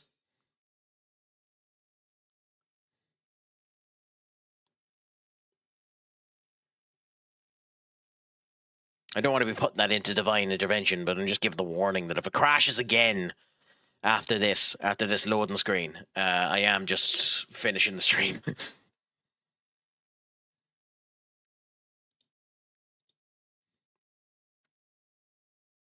Okay.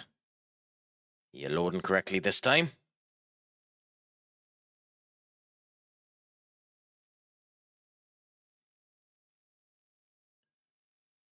Okay, so she actually loaded this time, so that's good. Although we're still not out of the woodwork. She still could crash. We have to get the save before we end up doing anything.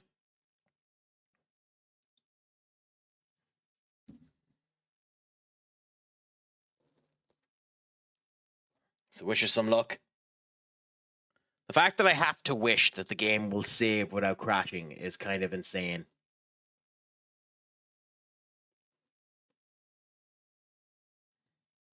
Genuinely, it's actually kind of bonkers that that's a worry, that I have to worry about the game crashing when I'm saving it.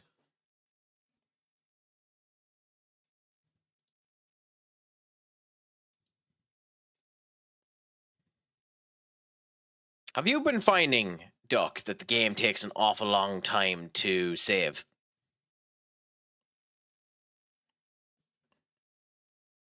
Because, like, it's one of the big problems I have with it, that it takes so long to save.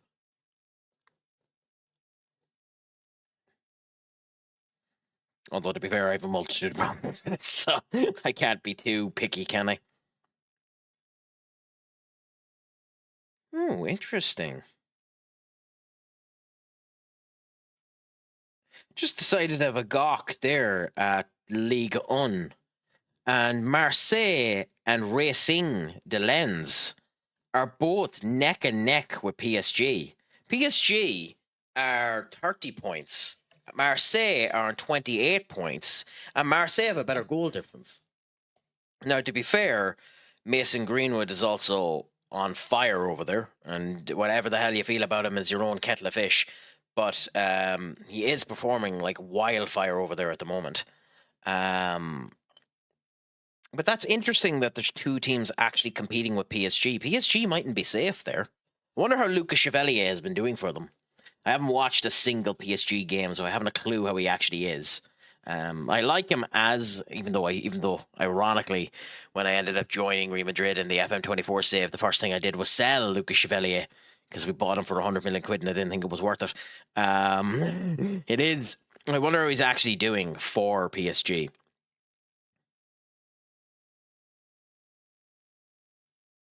He's played 13 games, started 13 games, played all of the minutes. He's had a... Really?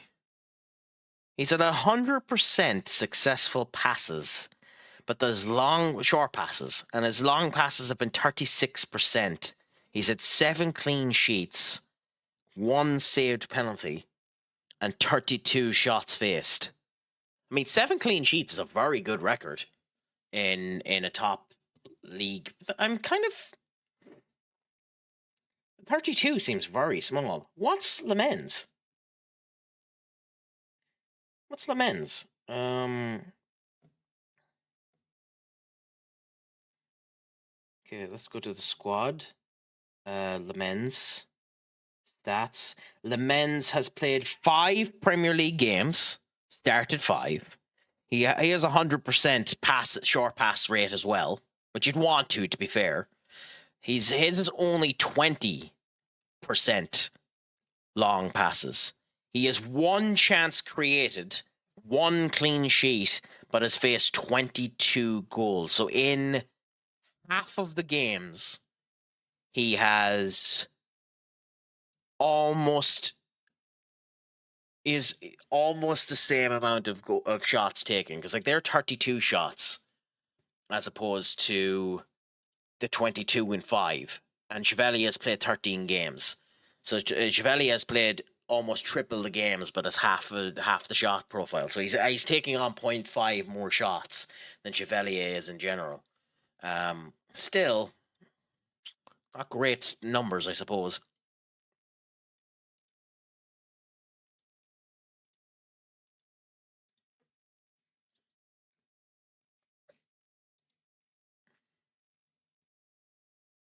I know he's very good, and I know stat-wise. Oh yeah. Stat-wise, he's very good, but that number annoys the bollocks off me. I hate buying anyone that has a determination of 2. I know he's he's one of the best ones in the game to get. And Kenneth is actually very, very good as well. But I think I'll avoid both of them, even though he's far more attractable to my stylings than the other one.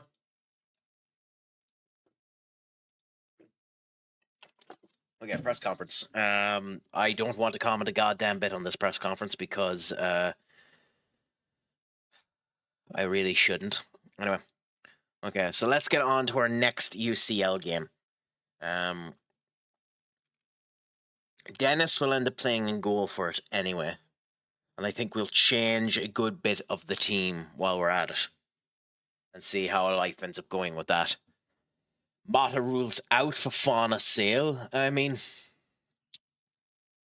I don't even know who Chelsea still have that they need to end up selling out in terms of their squad at the moment.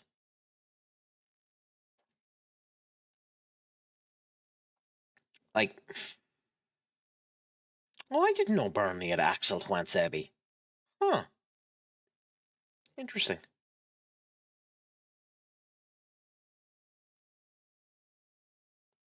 Anyway, so Liam Delap performed crap for Chelsea, so he's probably one you need to get rid of. My player wants, is it that girl that wants 24.5k per week?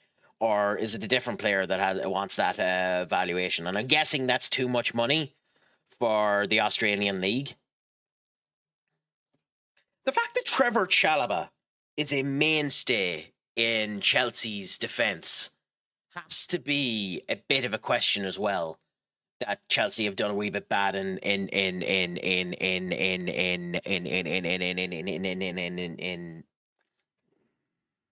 words, crack recruitment.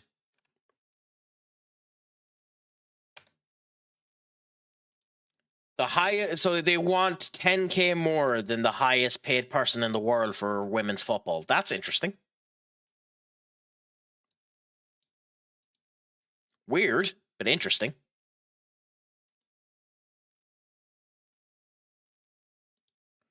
And are you going to give it to her? Or what do you think? It's one of the things I haven't done. Like, it's one of the reasons why I'm not a massive fan of lower down the division saves, because I don't know what's good salary-wise and all that, and I oftentimes break the financial bank and the whole lot. Now, I get lucky that with most of the teams that I end up playing with, I actually end up building a good formation with them and a good tactic with them and win. But I haven't had many situations of doing really low down, which is why I was thinking of doing if this game was running better for me. I had planned on doing the starting for nothing and going onwards. The fact that it's running like crap on this main PC is one of the reasons why I haven't done that save yet.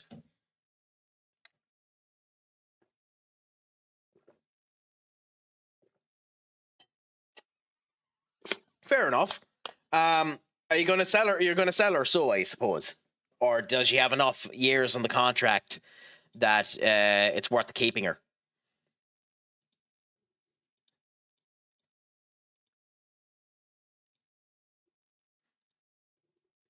Okay, press conference now for our Champions League game.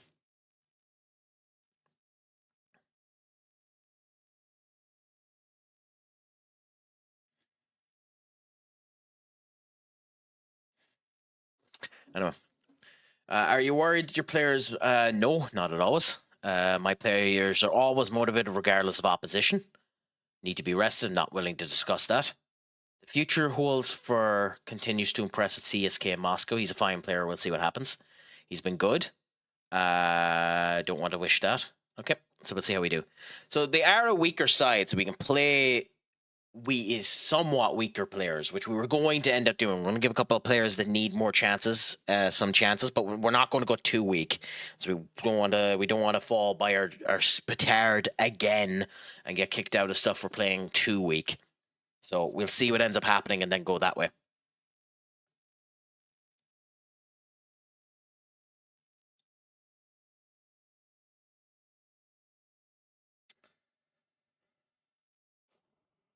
Okay, anyway. Liverpool can buy her and Mbappe all they want unless they're willing to spend 150. Actually isn't that high. I figured it'd be more. I figured it'd be closer to 200. I doubt they're going to spend it, mind you, but it's still surprising. Emery, interesting. What age are you? Emir Unari, 18, striker, high determination. We'll keep an eye on him.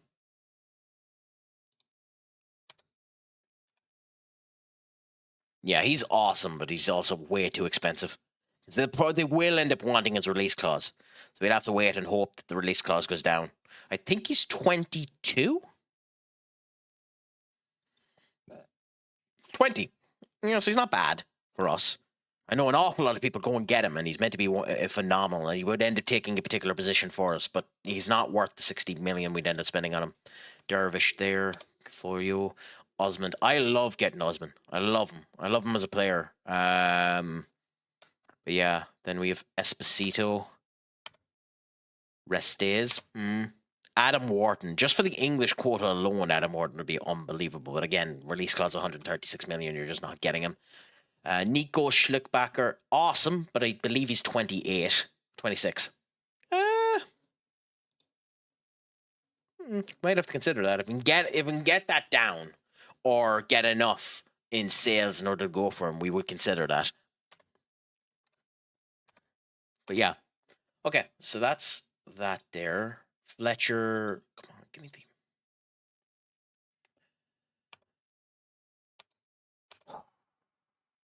Ooh. Interesting. Tram. I mean, we wouldn't get him for a price that's worth it. And we don't need strikers. But Tram is always one to keep an eye on.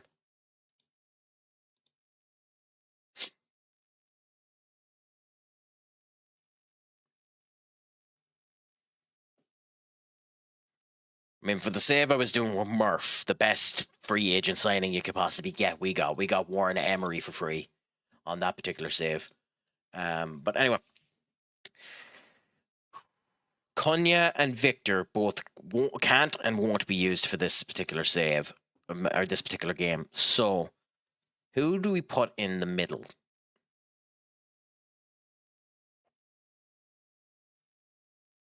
Tuarte doesn't have enough to make it warranted. So I think we just go with Mount for this and put him in the middle. For Victor,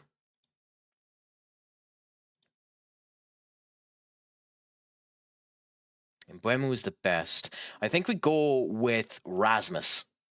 Even though he has no bloody game time, I think we go with Rasmus and put Rasmus in for Victor. And Evan performed good in the last game. But I want to give Camarada a go. So Rasmus and Camarada with Mount there.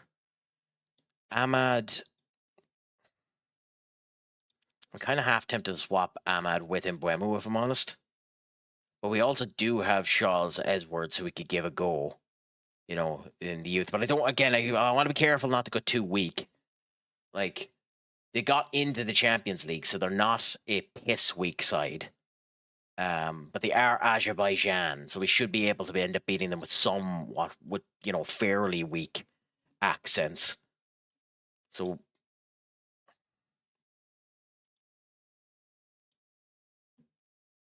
no, screw it, we'll try it. We'll go with Paul Shabazz Edwards and give him a go. Could be a mistake, but we'll see. You heading off, Senior Duck? Thank you so much for coming in. It was a pleasure talking to you, my friend. I hope you enjoyed the stream.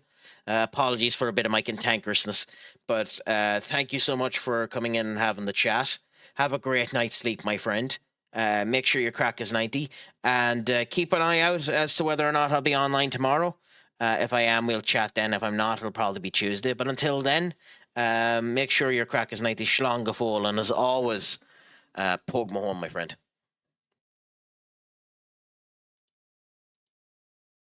Yeah, we don't really have anyone to... Wait, we have Mazraoui? Oh, okay. Yeah, he's down in the under-21s because he was whinging too much. Forgot about that. Yeah, I don't really want to make that change there. Dagu there. In the center defensive midfield position, Casemiro there. We don't really have anyone with enough potential to be put there that it mightn't cause an actual problem. But I do think we change Ugarte with Casemiro and go Casemiro and Stellar.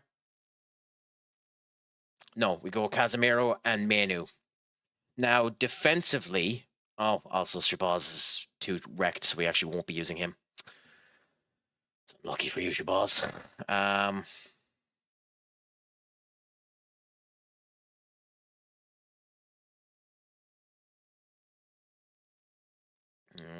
With that being the case, I suppose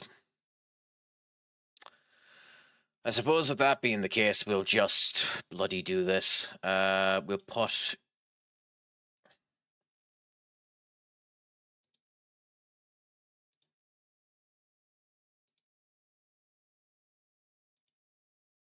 that as the case instead. And then instead of Ugarte, we will go with Mbwemu there. So we'll go with Mbwemu to give Ahmad a bit of a rest. We'll go there. Please let my defenders be fit.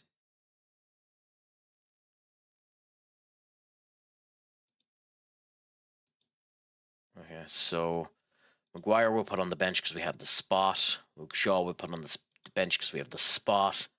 Please be fit. Okay, not you. I think they've been in games today, have they? Adebayor. Interesting. We have you who's dead. We have Victor who's there. Yoro who actually is on the bench. Yes, unfortunately the Bucks we want to end up playing are played today. That's unfortunate. That's very unfortunate. Because one of the people I wanted to end up giving was Godot. I wanted to give Godot a go, but he's obviously played today, so he can't. So, we'll go with Camrada, Hoyland, Mount, Mbwemu, Dogu, Menu, Casemiro, Delict. Actually, no, we'll change this. So we'll go Euro for Delict. And we'll go Heaven. Do we not have Heaven on the bench? Okay, well then we will go Heaven there. Oh no, Heaven must have played.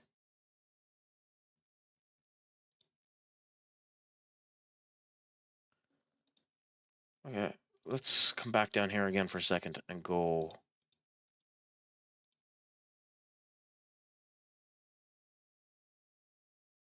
Okay, now let's look and see. He might have just played today. Yeah. Oh no, he's unregistered. Oh, okay, that makes more sense. Okay, that's annoying.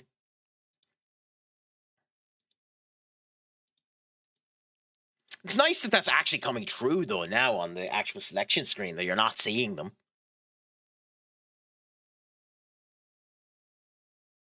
I actually like that change. But yeah, we go Yaro, Kwambala, and Ilya with Delict off for a bit of a rest. We're going to go, yeah, and the men's we'll swap with Dennis just for this game, and we'll see how we end up doing.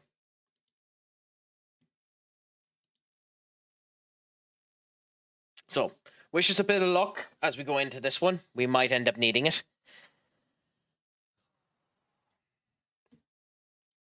A Champions League match. We've done well in our Champions League matches so far, so we're not too bad off. But we'll see how things go. We have 1 win and 1 draw in the Champions League so far. The kind of result you want to end up having in the Champions League. Don't do this to me again, game. Come on, please don't do this to me again. Don't do this to me again. I swear I'm not going to play this game anymore again if it does this. Especially considering I didn't save.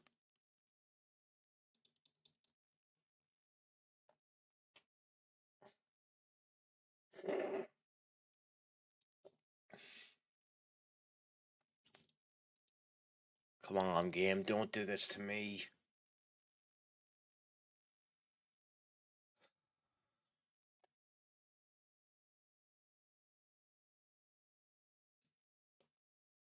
Okay.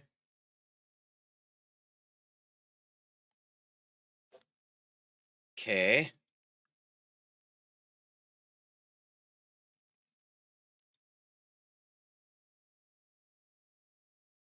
Okay, come on. Come on. Good. Okay, good, good, good. I swear it loves scaring the crap out of me.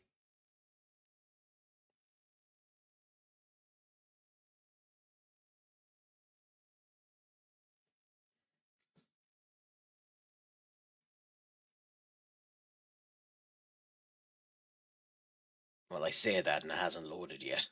So no, don't forget I ain't won yet. I'm not even into the game yet, so I ain't won until I end up getting into the game, I suppose.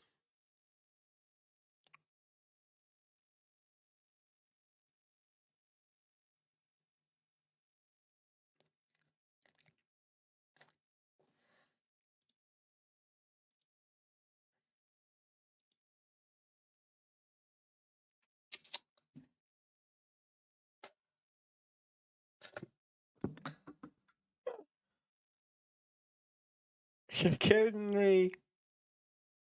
You're actually kidding me. Really? You're actually kidding me.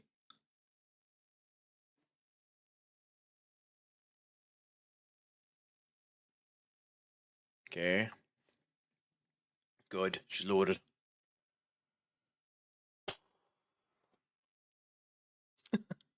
Oh, it's testing my patience. It's really testing my patience. Anyways, they don't even have enough people on the bench for this, so we should be fairly good here. So, let's see how we end up doing. We weren't able to get the motivation out of the squad because, of course, we weren't. But let's see how we end up doing now when we end up going into it. Hopefully, she'll end up playing grand. Hopefully, we end up getting a good result out of this. Get the easy result out of the Champions League, even though we've went a wee bit easier than we otherwise probably would. Let's see how she ends up going. Come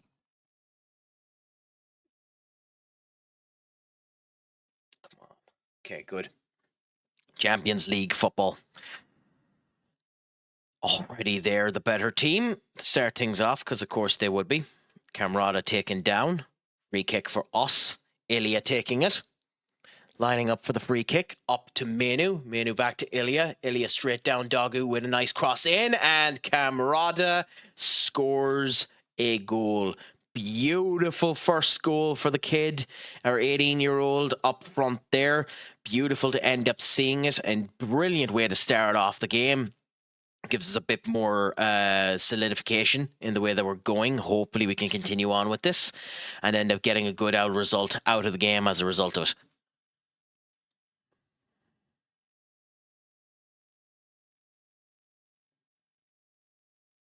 Okay, so 1 shot, 1 goal, 1 on target, but that's what we want anyways.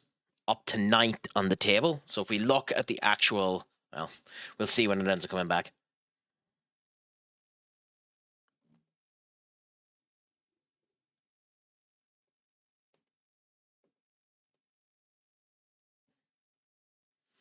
Nice attempt at the set piece, but it ultimately ended up in failure.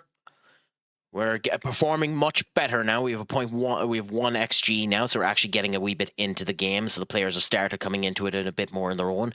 Mbuemu now with a nice cross through. Nobody there. Camarada. What a goal for Camarada.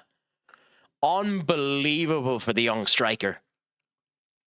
We might need to end up playing him more often, so due to this.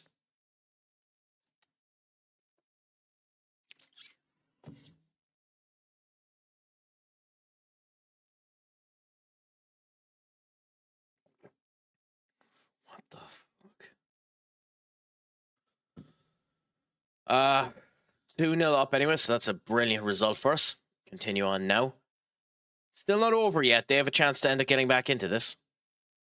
Can we have enough defensive play in our way to end up doing it to stop them from ending up getting a result against us? We'll see now. This will be our first proper challenge. But Simon's able to end up getting a nice save to it. He had to stretch the full way though, so concerning in a bit.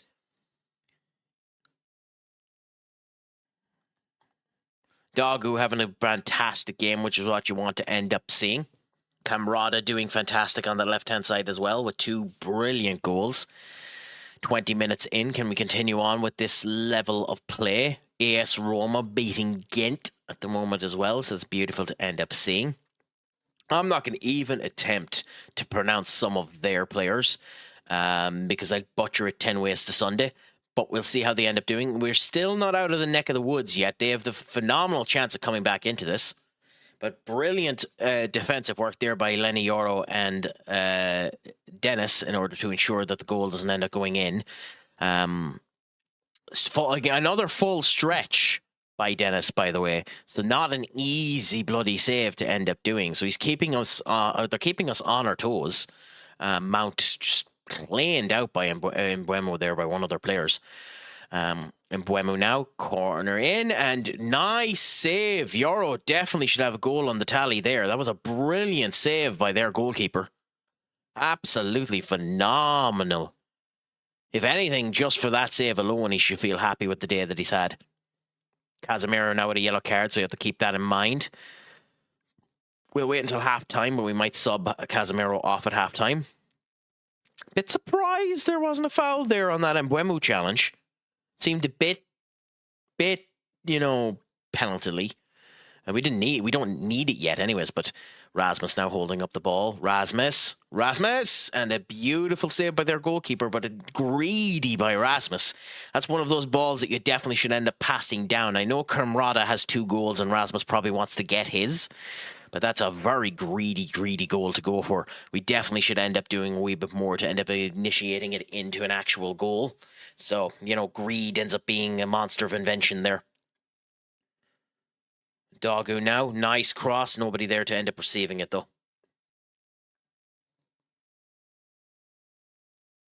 Kwambwala to Ilya. Ilya straight up to Mbeumo. Mbeumo now has the chance to do something awesome here. And just another showcase of greed, unfortunately, by Mbeumo. There's been, like, we've been in control of this game. We've done phenomenally well in it, but we've had quite a few showcases of greed. And unfortunately, that does kill you a bit. Now, we're performing grand. There's nothing to really be concerned about. But I don't like seeing that level of greed. Now, for now, until we need to change it, I think we're going to go a wee bit different. We're going to put Bruno on in that deep-lying defensive position. That's probably, in theory, Bruno's best position, even though we have been playing him in the attacking role. I think we play him there for now. There does come a conversation on when we end up taking Erasmus off, and soon comes a conversation about us potentially selling Erasmus, even though he is down as an impact sub and he knows it. We'll see what ends up happening with him. We have a lot of strikers at the moment, and if Francisco is performing good, which he seems to be, we'll see what ends up happening. We do at some point want to bring Obi on and see if he can get a wee bit of time out of them. But we'll worry about that later on and continue on for now. We're performing good, dominating possession, and continue on, guys.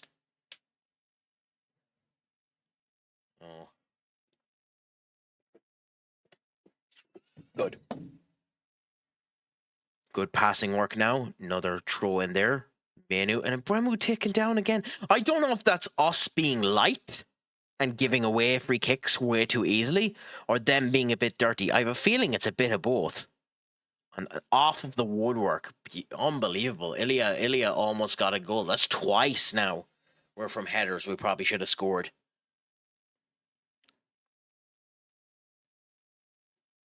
Nice. Mbeumo to Hoyland. Hoyland coming through now. To Fernandez. Bruno now passing back up to Kwambwala. Ilya. Yoro. Mbeumo, nice pass, but Mount not able to catch up to it. So that's bad by Mount. You'd expect him, of all players, to be able to run and get that. I know he's just come back from an injury, but that's not acceptable. That's genuinely not acceptable. He needs to be doing better than that. Again, I know this is a weaker side of us, but it's not that weak. We should be like more offensive. We should have more offensive presence of our play. Like, we're being a bit too lethargic, a bit too easy to take down, a bit too soft. And a bit too greedy in certain cases as well. Like, Bruno didn't need to shoot there.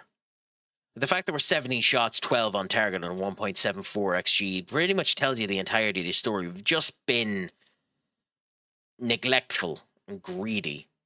You know, so we'll put Obi on for Rasmus, even though that's not a position he's particularly great in. We'll put Ahmad on for Mount. I know, again, different position, but just we need something a little different. Ilya has a yellow card and is tired, so we'll put Shaw on for Ilya. And we'll go with them changes for now and see how we do. And leave the one sub in case we end up needing it. Because injury or anything ends up coming down, you need that sub. Feyenoord beating Galatasaray is an interesting result here. Nice goal kick by them. Okay, Manu to Ahmad, Ahmad to Dogu. Dogu has been interesting in this game because he hasn't had much of the game, but when he's been in the game, he's been good. And like for the third time in this game off of the woodwork. Genuinely surprising how often it's happening. Genuinely surprising how often it's happening. But, you know, you go with what you have and you try with what's coming up. Shaw now to Koala to Bruno to Yoro down to Mbeumo. And Mbeumo has not had a good game. He's been very, very greedy. Again, there going for more of a shot than a cross. And again, off of the crossbar. He's been very, very greedy in this game. And his passing just hasn't been right. But he's also been unlucky. Like, he's been tackled down quite easily. He's been very, very soft in this game, which is nothing that I'd end up putting down for Mbeumo. Ahmad there. And Dogu has, like, whether or not that cross was too high or whatever, that was a horrible heading attempt by Ahmad. Like, we haven't had a we haven't had a shot on target in about 6 shots. 7 shots now. Because we were 15 shots and 13 on target, and there's our first shot on target since then. It's like, we're not doing well. Now, to be fair, that could be the subs as well. It's not worth making the substitution of Dogu for Rashford, even though that is what it's recommending. Because I'd prefer just not to use that last sub. So they're complaining that Mbeumo is being told to play a lot more direct than normal. Now, to be fair, he doesn't normally play out in the wing. That is typically Ahmad's role. We wanted to give Ahmad a break. And Mbeumo has played good in that position in the past. He just isn't today. Ahmad, greed, and then passes the ball. I mean, you take what you have. That is a bonkersly fluky goal, and how it's Ahmad's, I'm not sure. Let's see. So Cambrata passes it back. Manu shoots it, and it bounces off of Ahmad straight into the goal. That's a Manu goal, not an Ahmad goal. I feel sorry for Manu. That should be a Manu goal. I mean, in the grand scheme of things, the goal quotas don't actually matter that much, but that's definitely a Manu goal, not an Ahmad goal.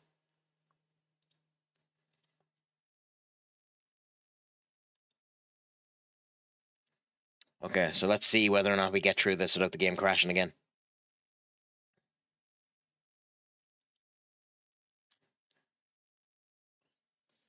Come on, game.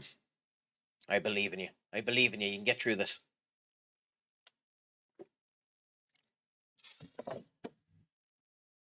I believe in you. We can end up getting through to the next saves point. Come on, game. I believe in you.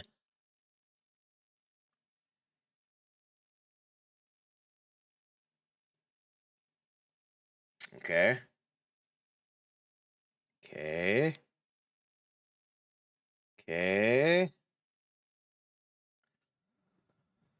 We're still not there yet.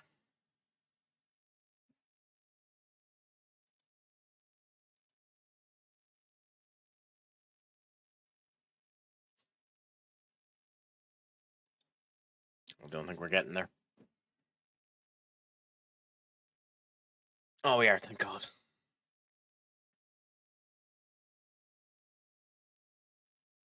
Come on, Lord.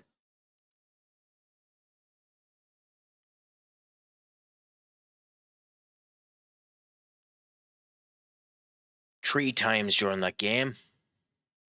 Unbelievable. Cool. So we're up to first in the Champions League board. Okay. Come on. Let us save.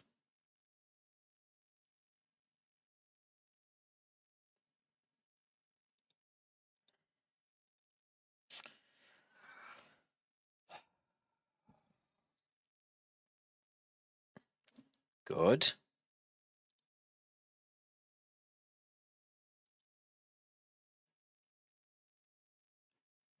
And we'll save. Good. And with that, I'm leaving it for tonight. I would continue on another, hour or half an hour more, but to be honest, it's bloody. It's the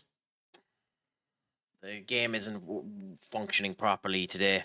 Again, and it's giving me bloody blood pressure in how often it feels like it's about to crash and how often it feels like it's going to break. So I'll see if there's stuff I can do behind the scenes to improve it for the next time that I end up going live. If I'm live tomorrow, we'll see. Maybe I'll do Dark and Darker or Clear Obscura again or Shimigami Tensei. We'll see. But until then, my friends, once this saves, I'm going to let you go. For those of you on Twitch, we'll find us a raid.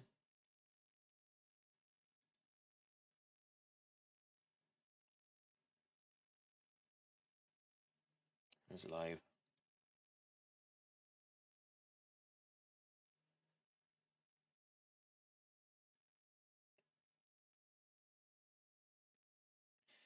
I'll send you over to Lewis.